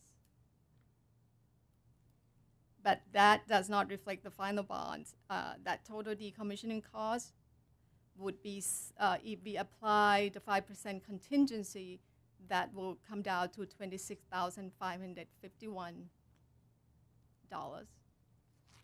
And if we add that on top of the decommissioning cost, the total bond amount in year one would be $557,575. And typically, the applicant would apply inflation of 2% for the following first 5 years. That so the total bond amount with 5% contingencies plus 2% inflation for the next 5 years would come down to $615,608. Thank you. You're welcome.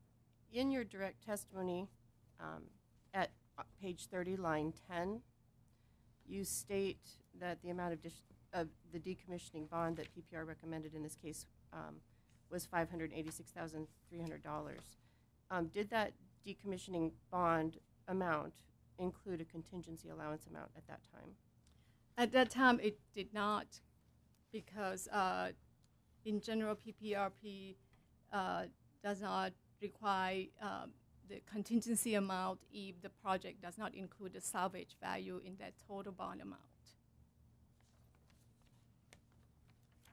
Okay.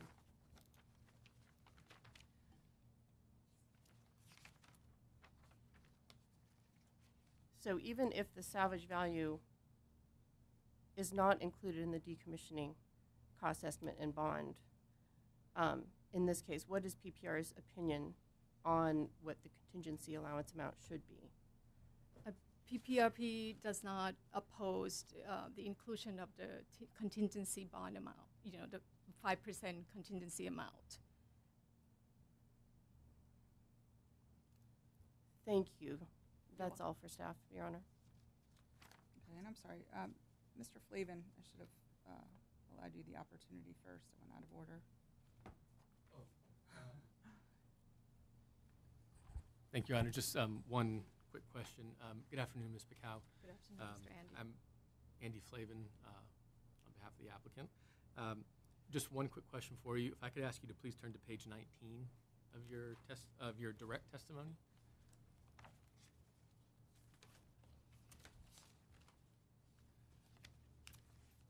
And if we look starting at line 20 on that page towards the bottom, it starts with, while the construction and operation of this site will change the visual character of the area, there's no evidence indicating that the visual impacts will be significant. Do you see that?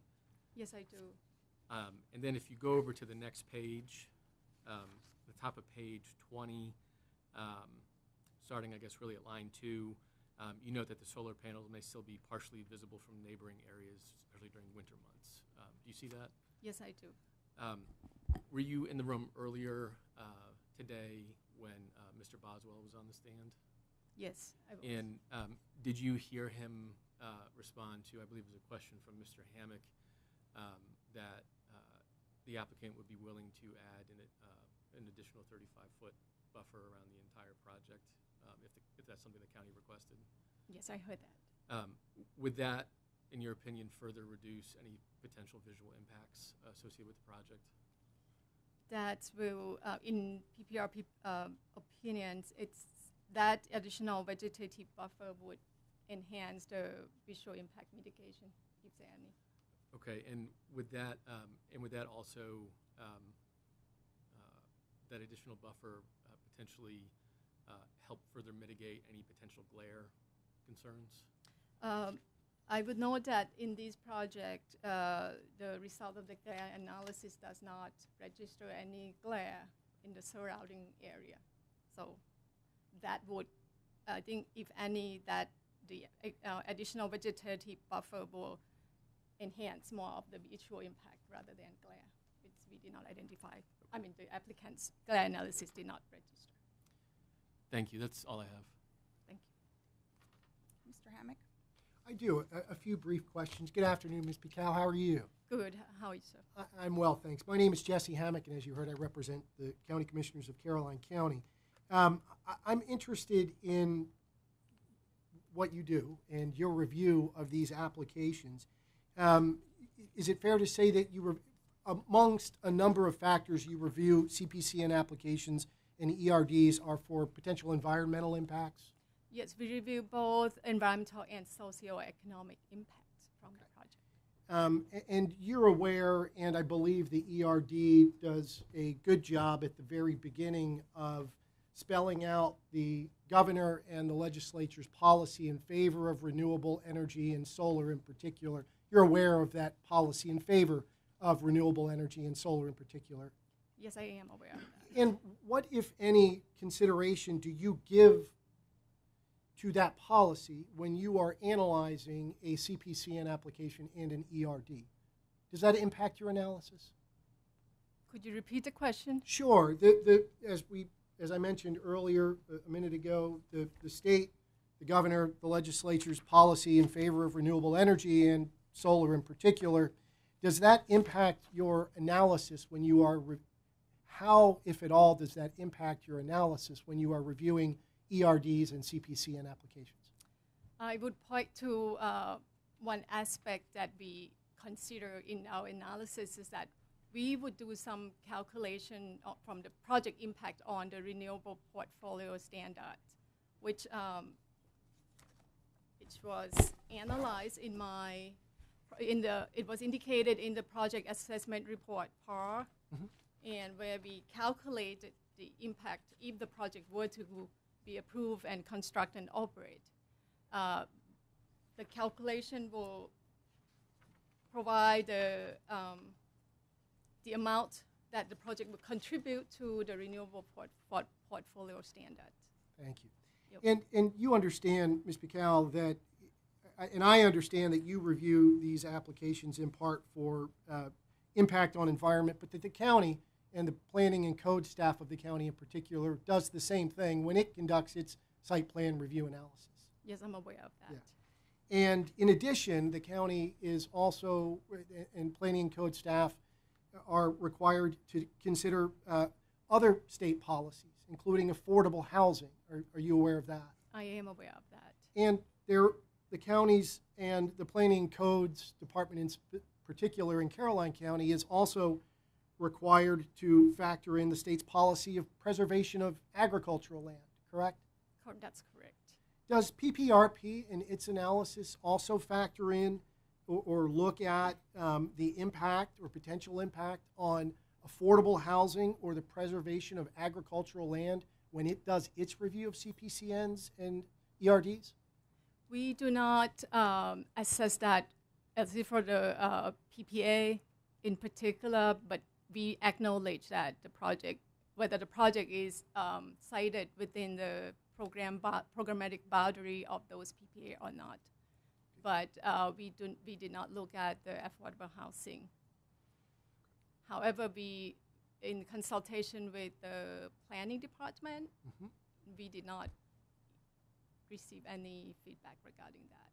In consultation with, when did you had consultations with the planning department? No, they're part of the reviewing state agencies. Okay. The state planning department, is that what you were referring to? Yeah, Maryland Department of Planning. Okay, thank you. Not the Caroline County No, Planning and Codes Department. Thank you. but they are part of the reviewing state agency. Understood. Did you have, when you were conducting this review, any communications at all, for example, with the DHCD, the Department of Housing and Community Development, with regard to any challenges that Caroline County is facing specific to affordable housing? No, I don't have any contact with them. Just out of curiosity, I understand that we had some colloquy before we went on the record regarding the relative caseloads of folks involved in reviewing these CPCNs. How many CPCNs or ERDs are you currently responsible for reviewing and testifying regarding? Are you talking about the project that has already been issued, granted the CPCN, or currently? Currently, I have 5 projects. You have 5 projects. Thank you. You're welcome. And I recall reading your testimony, and I do believe that with certain conditions, PPRP is recommending approval of this project. That's correct. Actually, not PPRP. It's a recommendation of the secretaries of DNR and MD. Thank you. Are those secretaries recommending, as far as you're aware, denial of any of the applications, the other applications that you're currently reviewing? Not the project that has been reviewed by myself. So all of the ones that you're currently reviewing have been recommended for approval? The current one that I'm reviewing has not been granted. It's in the process of review. Okay. In the last year, any of the ones that have already been, any of the projects that you've reviewed in the last, let's say, 1 year, have any been recommended for denial that you're aware of? No. And in any of these projects that you have reviewed that have been recommended for approval, has any consideration been given with regard to zoning, affordable housing, or preservation of ag land?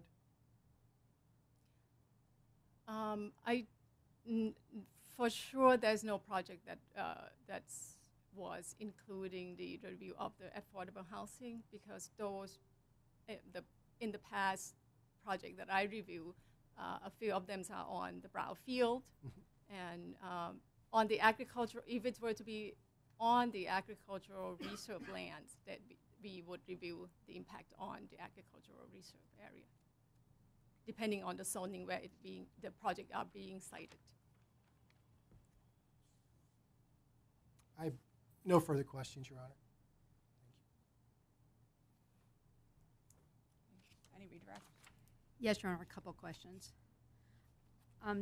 Ms. Pacau, you were just asked by staff's counsel if PPRP would oppose a 5% contingency allowance amount, and you indicated that that PPRP would not. Is that correct? That's correct. Could you explain why?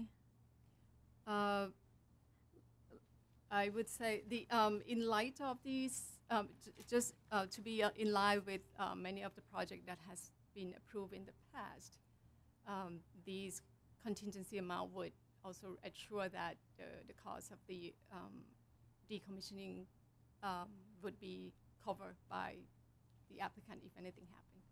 And when PPRP recommends a contingency allowance amount, when they have, you've testified it's when they have salvage value, when they've included salvage value, what is the percentage that PPRP recommends at that time? In the past, we have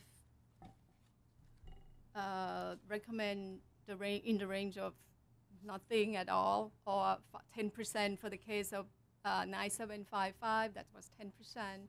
And many of them are approved for the 25%, but mostly that is based on the county's requirement. So would you say that this additional 5% would bring the total amount in line with the other projects? Yes. Okay. And county's council just asked you if PPRP, you specifically looked at the affordable housing, you considered that when you looked at a project. How many projects have you had that are zoned in an area where it would impact affordable housing? Only the Pahar project. All right. My past case would be on the brownfield, or the project are being sited on the agricultural land. All right, thank you. That's all I have. I do have a couple questions. So I just need to clarify that last answer. So the projects that you've worked on have not involved residentially zoned property. Is that That's correct, Your Honor. Okay.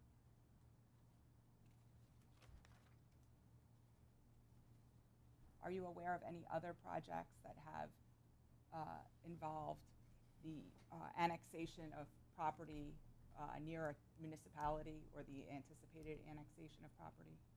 No, ma'am.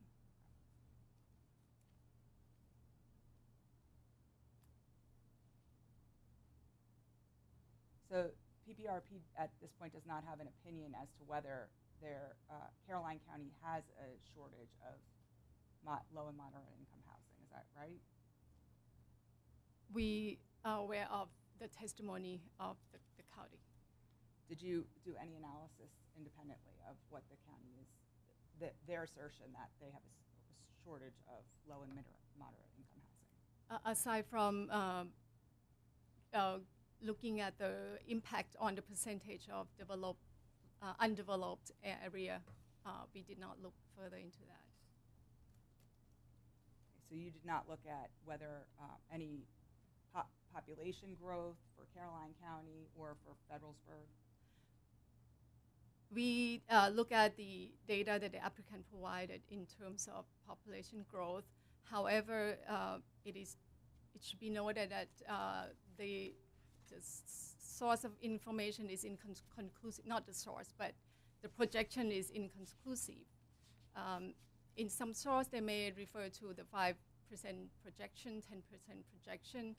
A projection sometimes refer to the entire county population, but we have not seen that any particular projection coming from federal birds.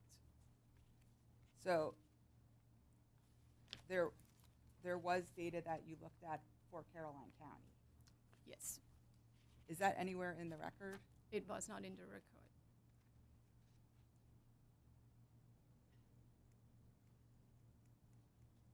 Did you look at the county's comprehensive plan that's in place, effective now? I believe the county is still working on developing the comprehensive plan update. So the comprehensive plan that was the last comprehensive plan, which I believe was 2010? At a high level, at least our consultant looked at it. Were there population projections in the comprehensive plan? I'm not aware of the figures.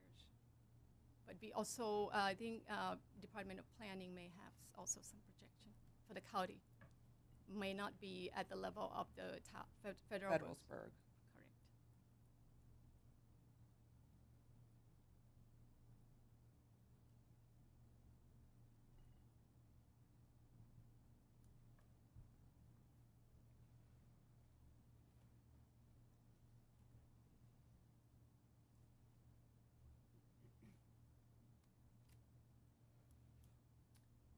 The Caroline County Code requires the landscape buffer be approved by an architect of their selection. I don't see it in the recommended licensing conditions. Is there a reason that was not included? No, but in general, we would consider it as part of the site plan review by the county.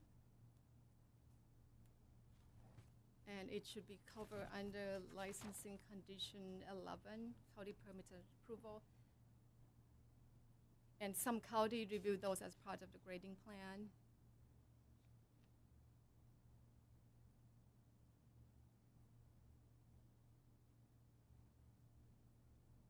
So approval of the landscape buffer would be part of condition 11, And also 10, site plan, final site plan. final site plan.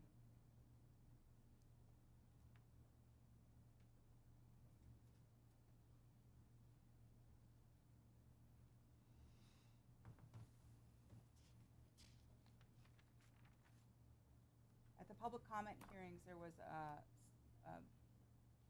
comment made about evidence that solar panels cause elevated risk of fire due to higher temperatures generated around the panels. Does PPRP have any information or opinion about whether there's data on that? But just not, in general, PPRPs consider the fire risk is low. And I think the main concern is more or less on vegetation management rather than the elevated temperature from the panel. I'm sorry, could you repeat that? The fire risk, PPRP consider the risk is more coming more from the vegetation management. If the site is not properly managed, it may the ground cover may not be managed properly, and it can add more fuel to the fire. But not general from elevated temperature that coming from solar panel.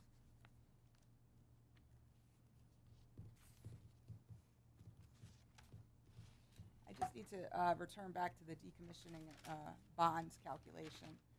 Staff submitted surrebuttal testimony. You familiar with that testimony? Yes, Your Honor. And that recommended the amount to be updated with the 5% contingency fee to $608,061. Your calculation today was different. So I believe your calculation was $615,608. Is that correct? That's correct, Your Honor. And I believe the figure that the applicant provided in response to staff DR did not account for the general contractor profit and hauling and loading. That's why it resulted in a slightly lower number. Okay. That's why we suggest that it should be corrected.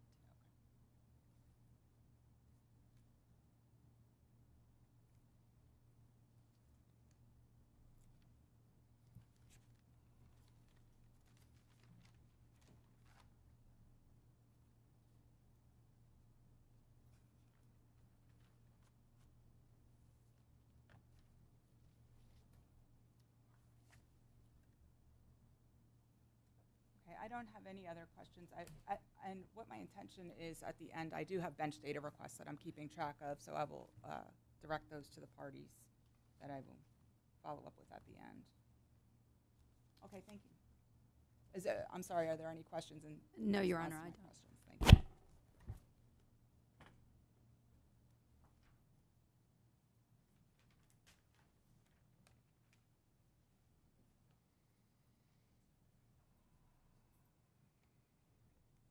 Okay, it's almost 3 o'clock, and I think everybody could probably use a break. It feels a little bit cooler, but we'll take a 10-minute break and resume in about 10 minutes, 3:05.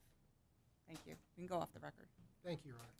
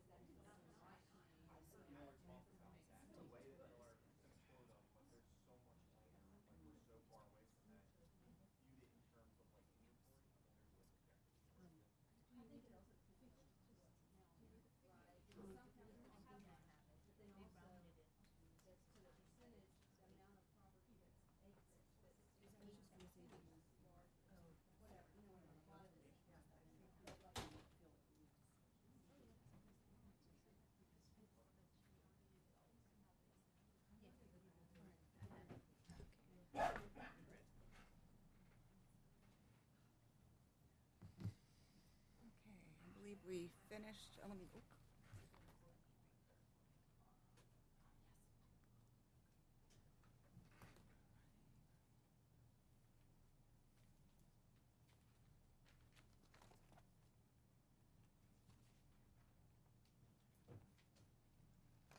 okay, we're back on the record in case number 9759. After a brief recess, which is the matter of Chaberton Solar Pahar LLC's application for a certificate of public convenience and necessity. And we left off with PPRP. I believe it is staff's turn. Your Honor, staff would like to go ahead and call witness Samarwit Dereri to the stand. I know that the party stipulated to the entry of our testimony, but I believe we have an update to make. Okay. So.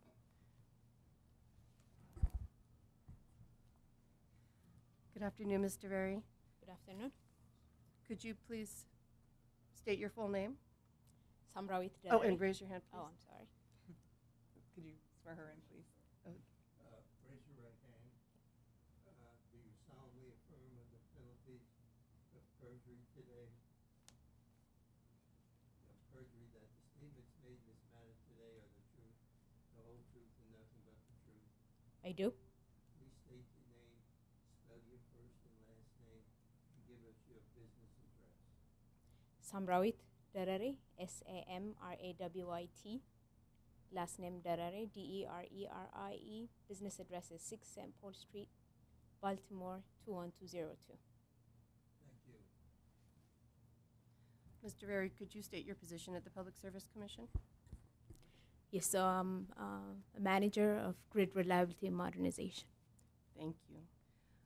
Do you have before you a document entitled Direct Testimony and Exhibits of Samarwit Dereri on behalf of the staff of the Maryland Public Service Commission, pre-filed on June 4th, 2025, as mail log 319393, consisting of 14 pages of narrative text and 2 exhibits? I do.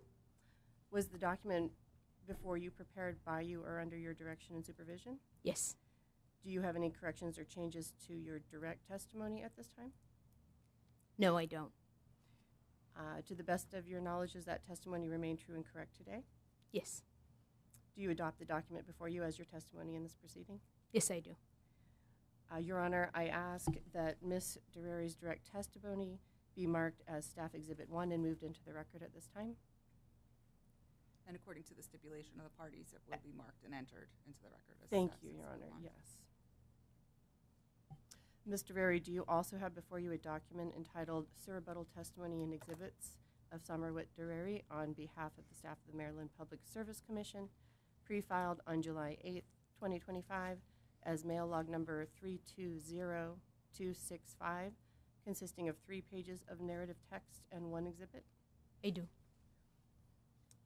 Was that document before you prepared by you or under your direction and supervision? Yes. Do you have any corrections or changes to your Sir Rebuttal testimony at this time? Yes, I do. On page 2, right before the final recommendation in this matter, I do have a updated decommissioning cost. That's $608,061. I would like to update it to $615,608. Thank you. And with that, to the best of your knowledge, does that testimony or Sir Rebuttal testimony remain true and correct today? Yes. Do you adopt the document before you, the Sir Rebuttal testimony, as your Sir Rebuttal testimony in this proceeding? Yes, I do. So, Your Honor, again, according to the stipulation agreed to by the parties, I ask that Mr. Dereri's Sir Rebuttal testimony be marked as Staff Exhibit 2 and moved into the record at this time. Yes, her staff's rebuttal testimony marked and entered as Exhibit 2. Thank you, Your Honor. Mr. Dereri is available for questions at this time. Flavin? No questions, Your Honor. Okay. PPRP? No questions, Your Honor. Mr. Hemick? No questions, Your Honor. I do not have any questions either. Thank you.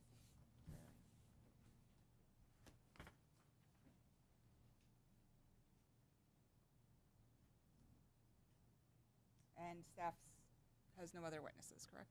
Correct, Your Honor. Okay. Mr. Hemick? Thank you, Your Honor. Can we start with the exhibits, or do you Yes, want me to? let's do that. Great.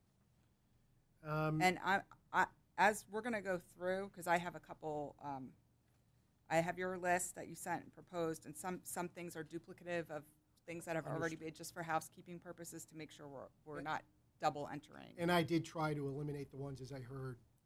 Thank you. I would ask to be marked and entered as County Exhibit Number 1, emails between the applicant and Caroline County Planning and Codes, pre-filed as mail log 313946.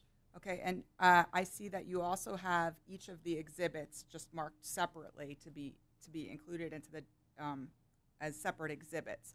What I'm inclined to do is which is docket number 15, is enter that as County's Exhibit 1, and it will include exhibits 1 through 6, which are attached as your exhibit, so that it will be one exhibit, County's Exhibit 1. Thank you, Your Honor. And that'll be entered into the record.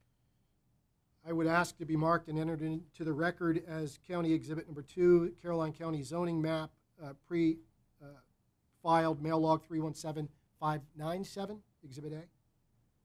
Okay, that will be marked and entered into the record. And I would also note that that was attached to PPRP Exhibit 1, but there was no map. I believe the DR was attached, but the map was not. So this will include the map, and that is docket number 44, the zoning map, marked and entered as County's Exhibit 2.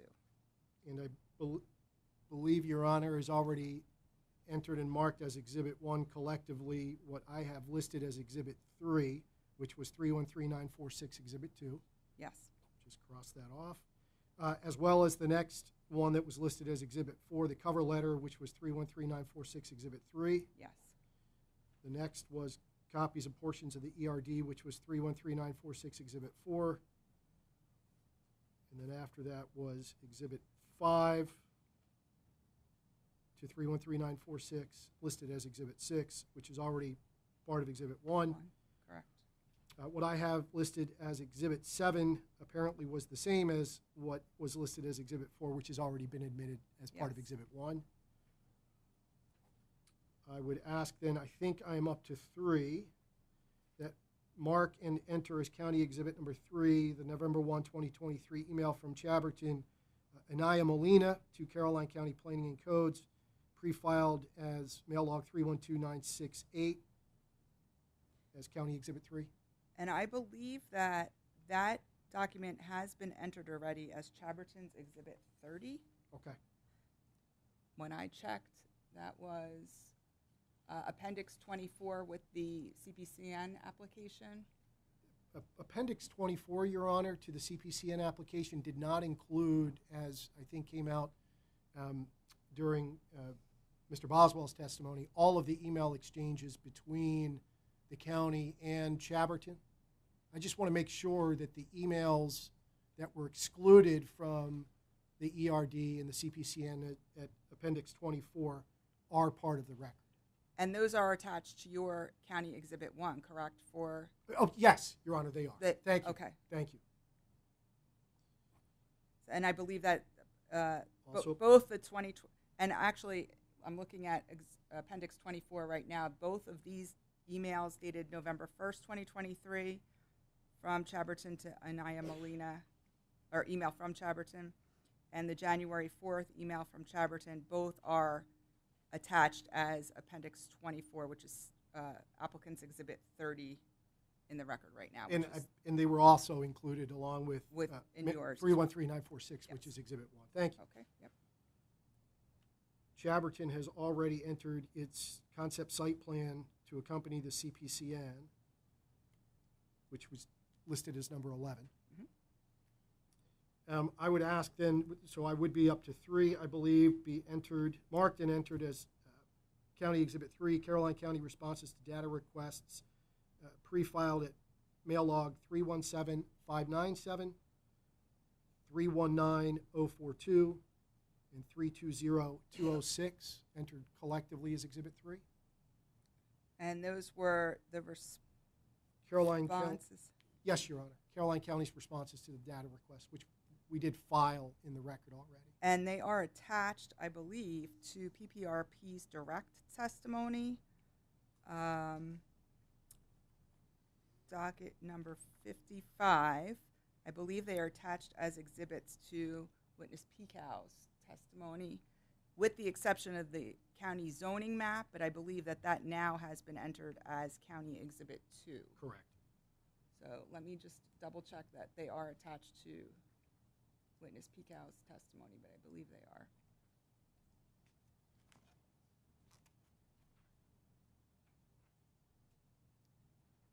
Docket number 55 is data request number 2. And let's see, that is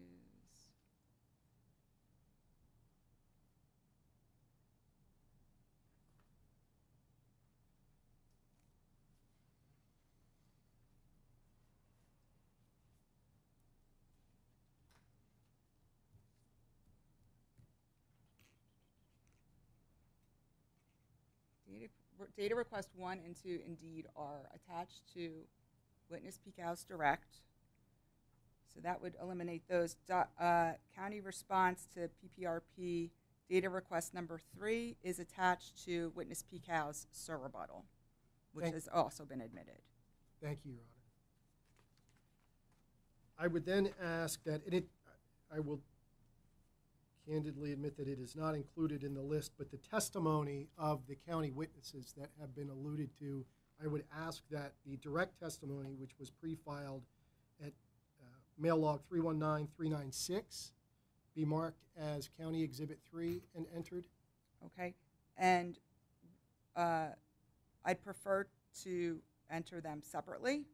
So what we will do is enter Crystal Dodd's testimony as County Exhibit 3. Leslie Grundon will be County Exhibit 4.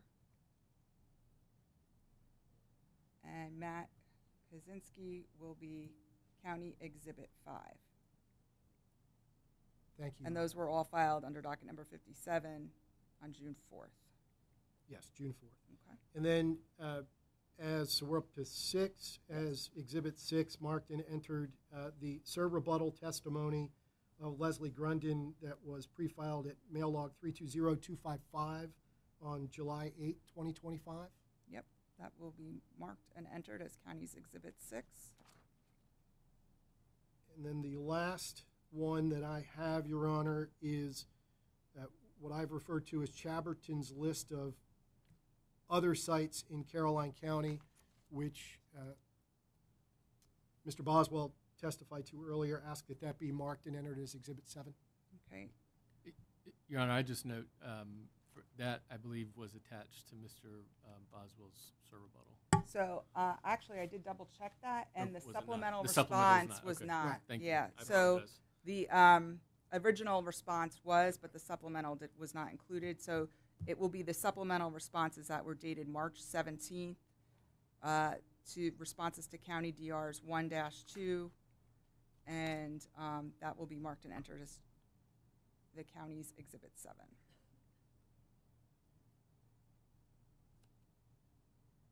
Okay. Thank you, Your Honor. Those are all of the exhibits. Your exhibits, okay.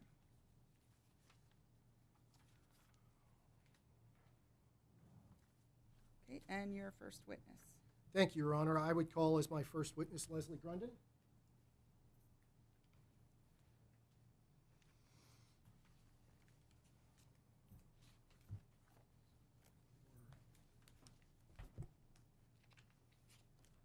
Raise your right hand. Do you solemnly affirm under penalty of perjury that the statements made in this matter today are the truth, the whole truth, and nothing but the truth? I do. Please state your name, spell your first and last name, and give us your business address. Leslie Grundon, Leslie Grunden. My business address is 403 South 7th Street, Suite 210, Denton, Maryland. Thank you. Good afternoon, Ms. Grundon. As you heard with the other witnesses before, in this case, you have submitted direct testimony that was previously identified and entered into the record as County Exhibit Number 4. Was that testimony prepared by you and or under your direction? Yes. Is it true and accurate based upon your personal knowledge or to the best of your knowledge, information, and belief? Yes.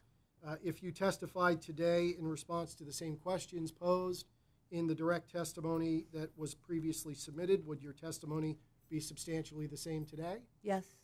Do you have any corrections or additions to your testimony? No. Your Honor, I tender the witness for questions. Okay. Mr. Flavin. Thank you, Your Honor. Just a couple of questions. Oh, and I apologize. If I didn't hear it,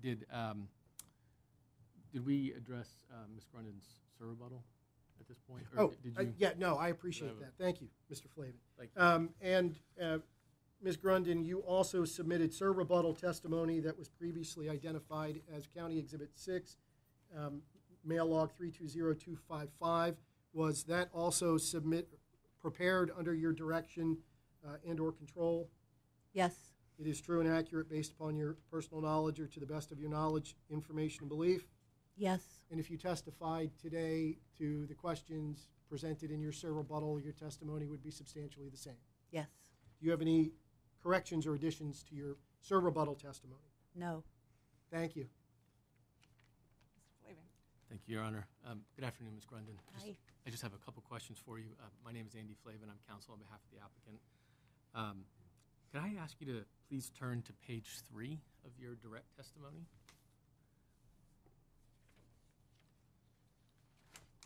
Got it?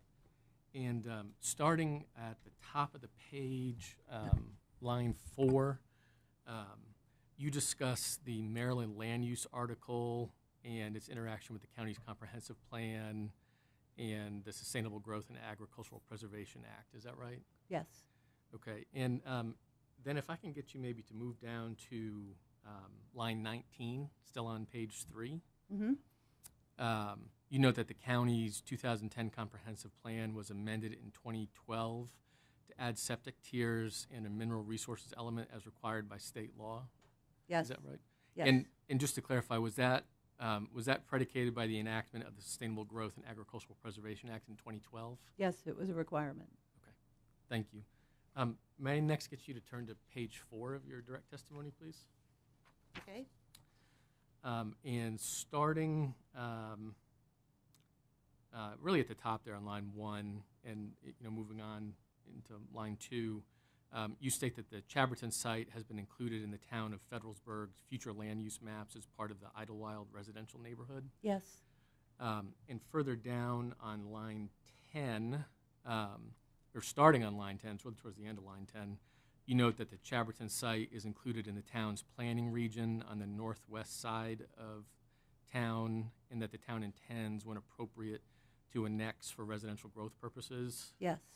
And you also identified that it's a generalized priority for annexation and future growth. Yes. You see that? Okay. The town hasn't formally initiated the annexation process with respect to the Chaberton site yet, right? Right. Okay. And let's see. Can I next get you to turn to page 9 of your direct testimony?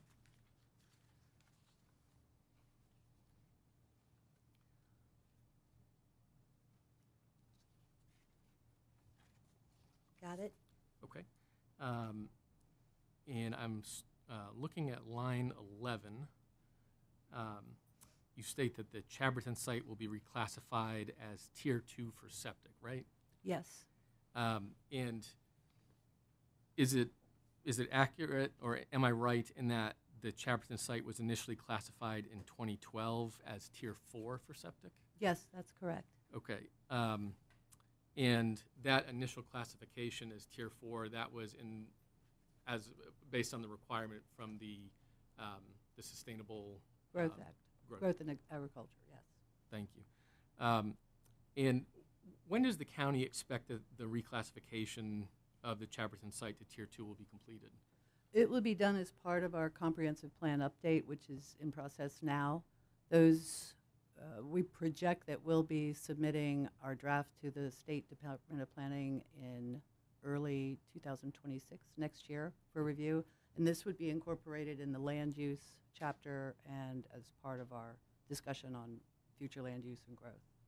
And to make just to make sure I understood you correctly, you said you were planning to submit this the draft in early 2026 to the Yes, state. most jurisdictions are going through their comp plan Okay. updates right now. Right. And when so after you submit the draft, assuming it's in early 2026, do you have an idea about roughly you would expect it to become final? The plan itself will go through state review. We can designate our septic tiers, which is an act, legislative act at the county level at any time, but we like to vet it through Department of Planning. Certainly. And so when do you have an idea about when the Department of Planning would essentially finalize that? Their review, it's generally a 30-day review, maybe 60, and we're looking at early part of 2026. So, but we would get their feedback verbally, and we'd be in discussion with them, particularly of the land use element. We tend to talk to them through the process of the plan, so that septic tier reassessment will go through them probably before we submit it. So we should have a good indication from them prior to our formal submittal of the draft. And depending on their response to it, there's nothing that would keep us from enacting that sooner. And you mentioned the update to the comprehensive plan. When, assuming again you file the draft update in early 2026, when do you think the comprehensive plan would be final? After Adopted? It would be adopted, yes. It would follow the state's review process, which is the clearinghouse agency review. That tends to take about 30 to 60 days as well. And then it would go through the county's legislative process through final approval and recommendation of the Planning Commission, and then up to the county commissioners, which is public hearing. So there's 4 weeks there, and then adoption. So that's about 2 or 3 months of a legislative process from the beginning of the clearinghouse review to the end of the county's process. Okay, thank you. I appreciate that. Sure. And I'm still on page 9 here, and on looking at line 14, you're still talking about this reclassification. Mm-hmm. You state that it allows for the potential for higher density, lower cost development that's made possible by access to public or community storage system, right? Right. And just to clarify, the development that the county is, the residential development that the county is envisioning potentially for this Chaberton site, that's medium to high density residential, Mm-hmm. and it would be affordable housing. By nature of, you could almost call it a bulk pricing. You're able to build more on an R1 lot than you are on an R lot. So the economy of scale works for the developer, and that in turn also works for the consumer who's buying the house. So, and that depends on whether or not it's developed on septic or public sewer. Okay, and would at this point is the county envisioning that would it be like single family residential or multifamily residential? It could be single or multifamily. It could be either. Okay. Right. And before leaving your direct testimony, just wanted to ask you briefly about annexation. As we discussed briefly, previously, you referenced the town's potential annexation of the Chaberton site, Mm-hmm. and I think the county responded to a data request from the PPRP regarding annexation, and I believe that was attached as to Ms. Pacow's surrebuttal testimony, and this is the county's response to PPRP data request 3-1, and you were one of the individuals, I believe, that was listed as responsible for the answer. Is that right? Is this about timing of annexation? It's about general annexation. Mm-hmm. Yes. And so, would it be fair to say that you're at a high level familiar with the annexation process? Medium to high level. Medium to high level. Yes. Okay. And I don't want to get into extensive detail on the process here. But I just want to note that the county's response to PPRP data request 3-1A, this is in the second paragraph of that response, acknowledges that the timing of the annexation process is dependent on multiple factors that are beyond the county's control, right? Yes. And one of those factors is how the annexation process is initiated, right? Correct. And the process could be initiated by the Chaberton property owner. It could be initiated by a neighboring property owner, if potentially, right? If the neighboring property is proposing annexation. If the neighboring property further out from the boundary is proposing, and then you've got everybody in between, I'm not sure how that works, but I think that just, it's a more unwieldy annexation, so it could be a bit longer. Understood. Thank you. That was going to be one of my next questions. Appreciate that. And also the process could be initiated by the town, right? Yes. Yes. And for a process that would be not initiated by the property owner, is there a requirement that there are a certain amount of signatures of the property owners who would be part of the annexation that are required? Actually, it's within the town. I think it's 25%. I can find out. I don't have that info with me now, but I could find out and supply that for you. No, I think I think you're correct. Okay. It's frankly it's all in the statute. I don't want to go into legal stuff. Yeah, with you it's here. a little deep. And the Chaberton owner hasn't initiated the annexation process yet, right? With Not respect to the my file? knowledge. Okay. No. And are you aware that if an annexation resolution is ultimately enacted, a referendum on the proposed annexation could be initiated? Yes. Okay. And so if the town were to annex the Chaberton property at some point in the future, however it goes through the appropriate process, that would not compel the Chaberton property owner to make that property available for residential development, right? It would not. It would depend still on the zoning at that point. If it were annexed into the town by state law, it would need to retain its original zoning for 5 years unless the county were to agree to waive that zoning right or holding the zoning. But because it's identified as a residential annexation area, it would likely remain as residential development. So his limitation in town zoning would be the same as what our zoning is for residential development. Understood. And I guess maybe to clarify, if the annexation process, that would bring the property within the town of Federalsburg if it were completed, correct? Mm-hmm. But annexation, if that were completed, that would not essentially condemn the property and force it to be used No, it as would a not. residential It wouldn't development. compel him to go out and find a developer. No, Okay. it would not. Thank you. And those are all my questions.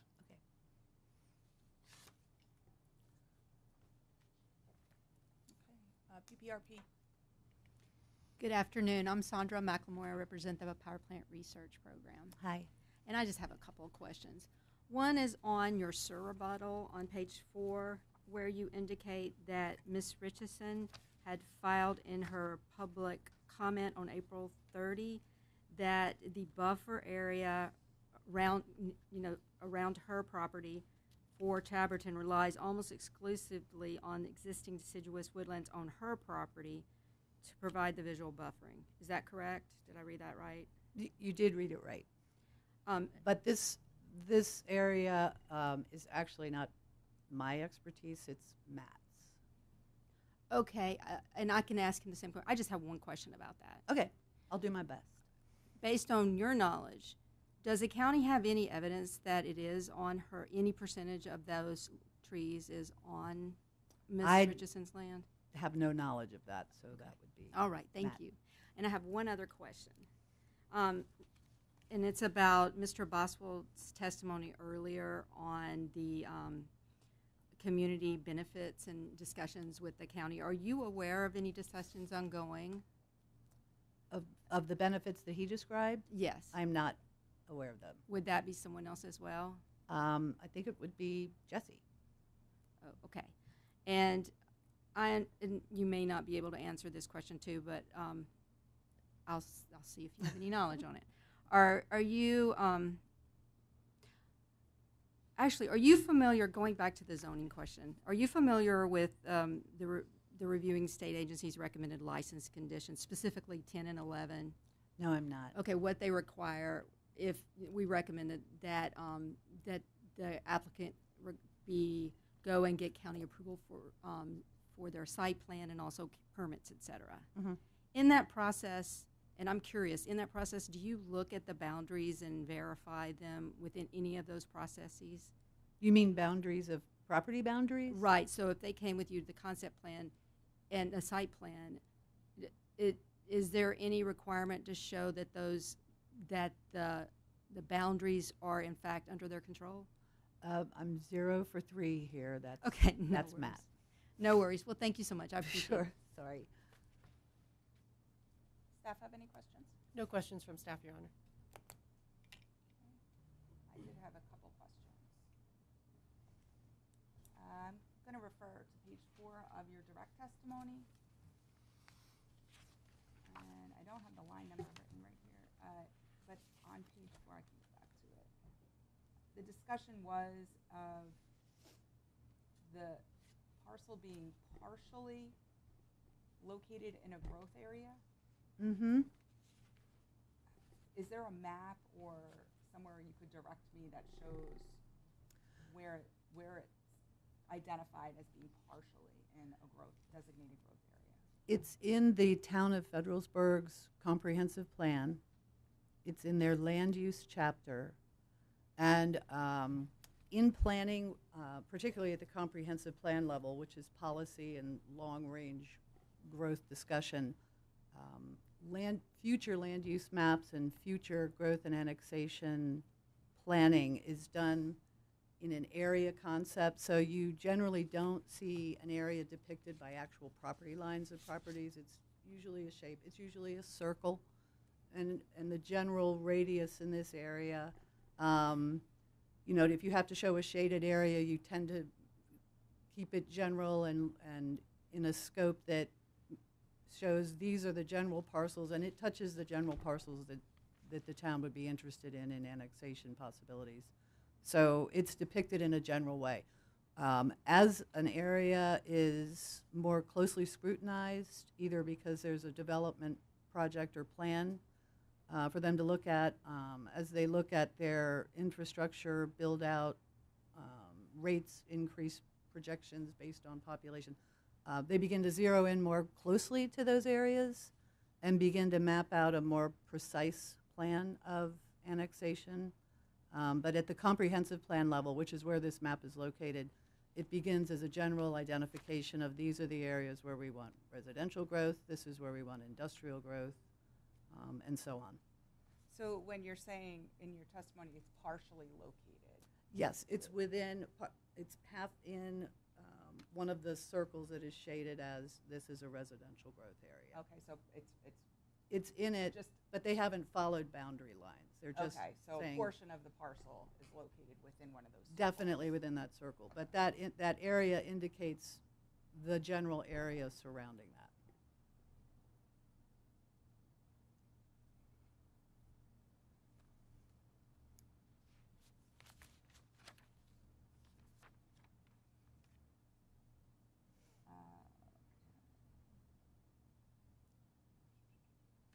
There was a map that was attached to Witness Boswell's reply testimony as a response to, I believe, county's DR 1-4, and it was attached to his rebuttal, which I have a copy of right here that I can show you. So, which looks like Town of Federalsburg, Maryland potential growth tiers for SB 236 is a map. It was attached as an attachment to Chaberton's 1-4 DR to the county, and I believe that's it. Thank you.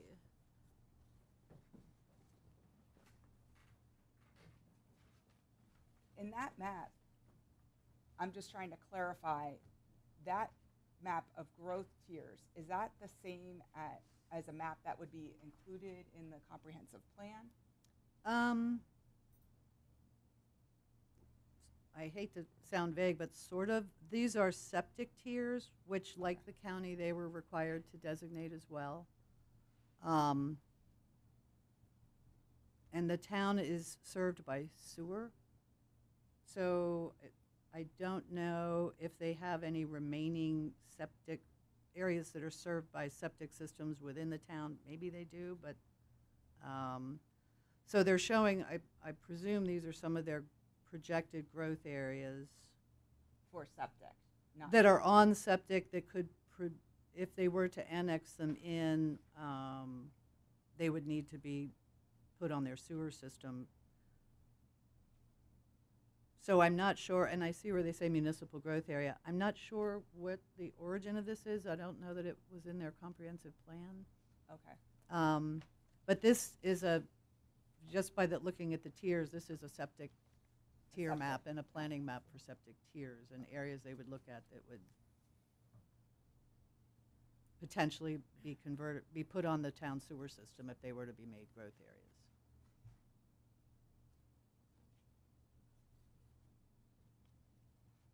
And I know that you responded to Mr. Flavin, had some questions about the annexation process.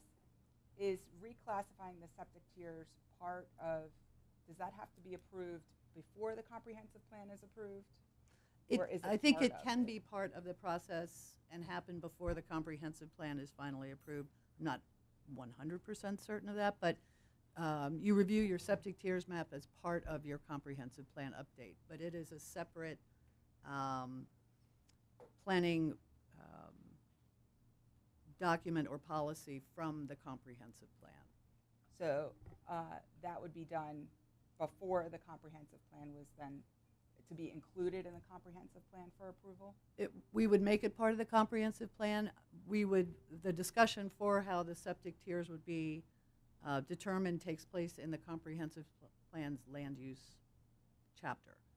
So that has to happen before you establish these are the reasons why we're designating these areas for septic or future sewer growth. So the land use chapter is discussed first. Once it's in final draft form, we can also proceed with the septic tiers map redesignation also. Okay. And the septic tiers map redesignation is subject to state approval, correct? Yes. Okay. Yes. And is annexation dependent on the reclassifying of the septic? No.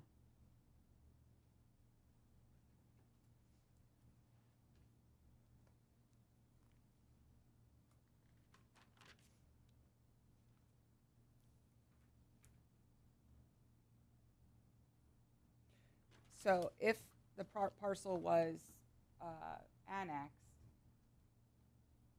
and the property owner decided to pursue residential development, the septic reclassification would still have to occur, correct? Actually, once it's annexed into town, the town owns a wastewater system and a water system. So any properties that are located within the town that are going to be developed would be developed with those two services provided to them. So once annexed, it wouldn't have anything to do with Septic. tier Right. mapping. Thank you for clarifying. In DR response, and I think that was again to PPRP's DR number 3 about the annexation process, I believe there was in the response it said the town is currently experiencing substantial financial challenges, including significant loans for water and sewer infrastructure. How would that impact the timeline for completing water and sewer extensions? I don't know enough about their financial problems to answer that, so it would depend, I'm sure, on the depth of those problems, but most towns have water and sewer debt, either from the original debt service for the facilities or for ongoing maintenance and upkeep. That's a fairly routine debt for towns to have, but I don't know the extent of their debt.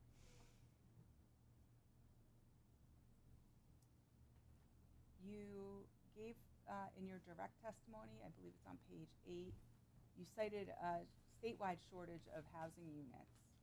Do you have any information about that for Caroline County? We do have it, but I didn't bring it with me, but we can certainly provide it.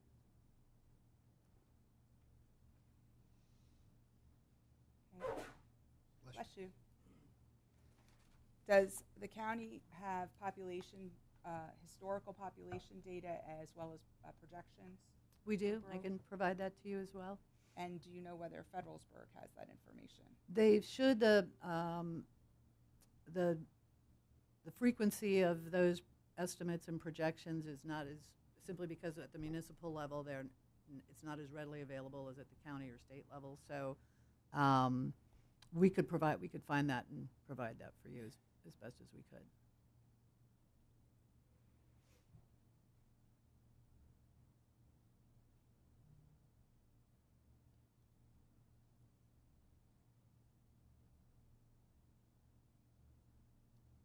In Chaberton's ERD, there was a statement that there hasn't been residential development in the vicinity of the project since the 1990s. Is that correct? I would have to check that. I don't know. I don't have that data right here.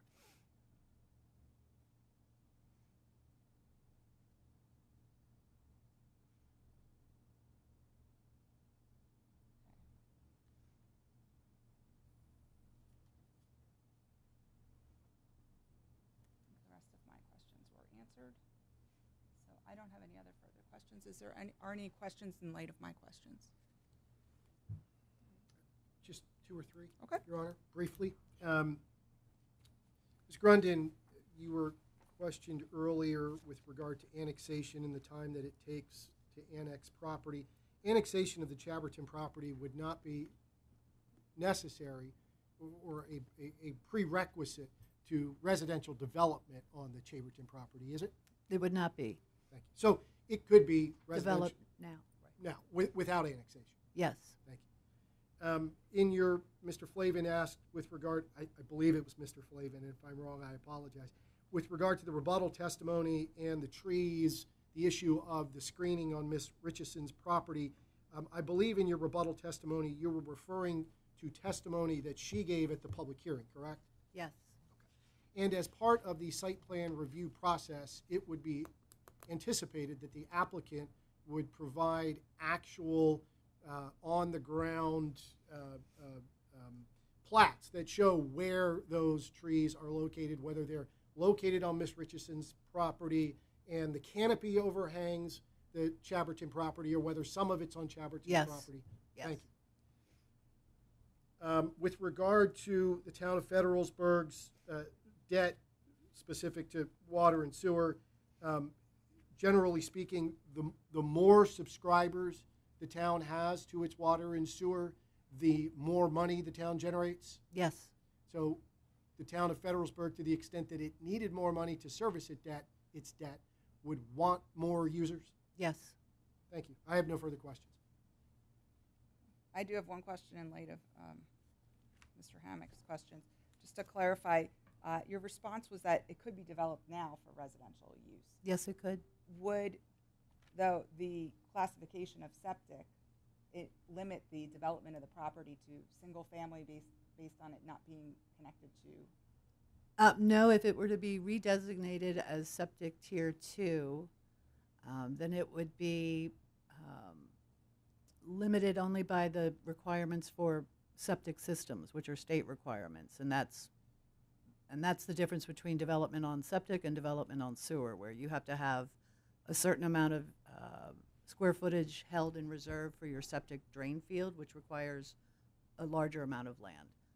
You know, an acre to between an acre and 2 acres. As it's classified now, it could be developed. Facilitate low to moderate income housing. Yes, it could facilitate low to moderate income housing.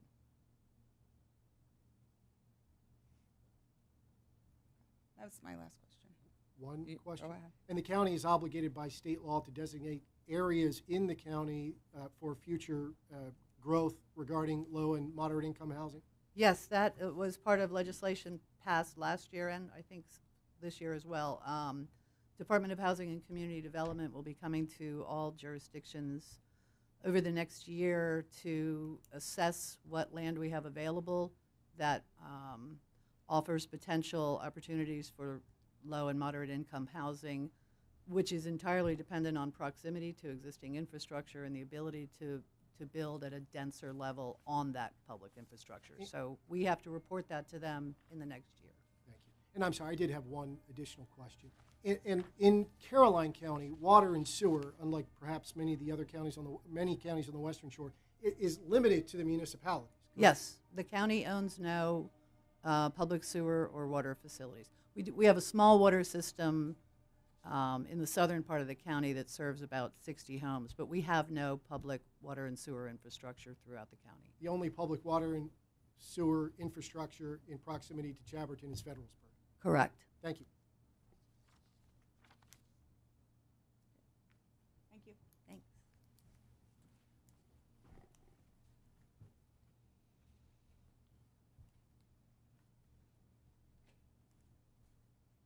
Okay, your next witness. The county calls for its next witness, Crystal Dadds.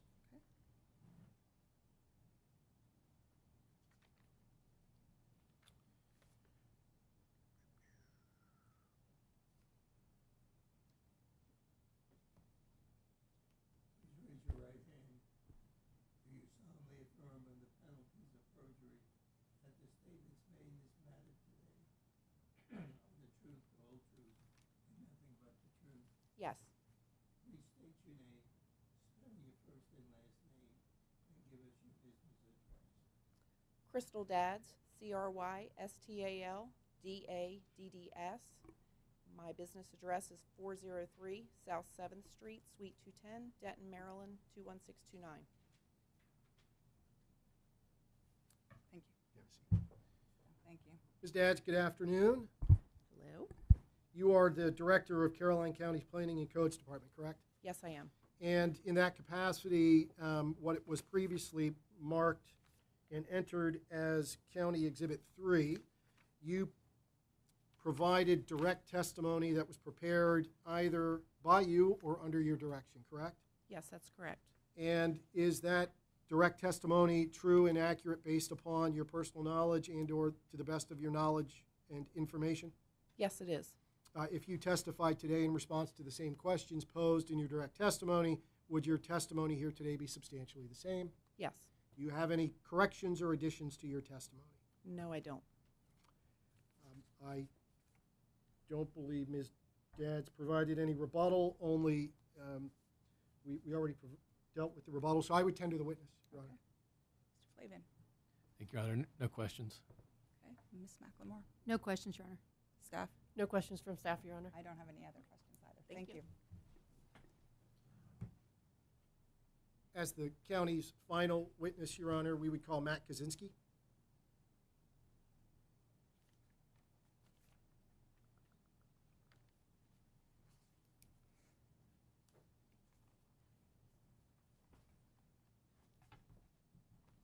Raise your right hand. Do you solemnly affirm on the penalties of perjury that the statements made in this matter today are the truth, the whole truth, and nothing but the truth? I do. Please state your name, spell your first and last name, and give us your business address. Matt Kaczynski, MattKaczynski. Business address is 403 South 7th Street, Suite 210, Denton, Maryland, 21629. Mr. Kaczynski, good afternoon. How you doing? Good. You, as with the two previous witnesses, provided testimony on behalf of Caroline County that has been previously marked and entered into the record as County Exhibit 5. Was that testimony prepared by you or under your direction? Yes. Is it true and accurate based upon your personal knowledge or to the best of your knowledge, information, and belief? Yes. If you testified today in response to the same questions posed in your direct testimony, would your testimony here today be substantially the same? Yes. And do you have any corrections or additions to your testimony? I do not. I tender the witness, Your Honor. Mr. Flavin, do you have cross-examination? No questions, Your Honor. Thank you. Ms. McLemore? No questions, Your Honor. No questions from staff, Your Honor. Okay. I don't have any other questions. Thank you. Thank you. County has no further witnesses, Your Honor.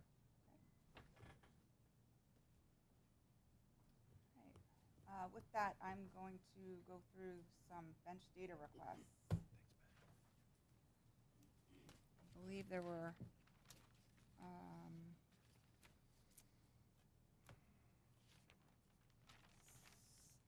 far as Chaberton, during Mr. Boswell's testimony, he was going to verify the number that was in the ERD about population growth in the area. Yes, and Your Honor, I believe that was on page 4 of the Page ERD 4 of the narrative. ERD, correct. Thank you. So that'll be BDR, this will be BDR 1 to Chaberton. And question 2 was the process to get subscribers. There was, I believe, their testimony about how adjacent neighbors are contacted and how that process goes. Yes. Thank you, Your Honor. And let me just give you one more second. May have been a third question.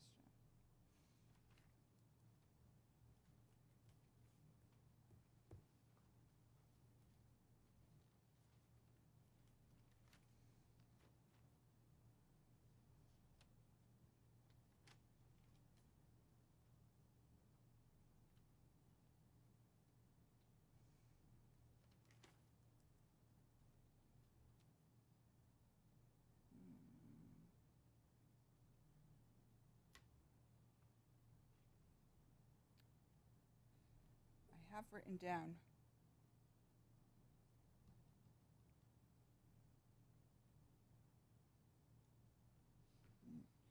the access driveway. That was, I couldn't read my writing. I apologize.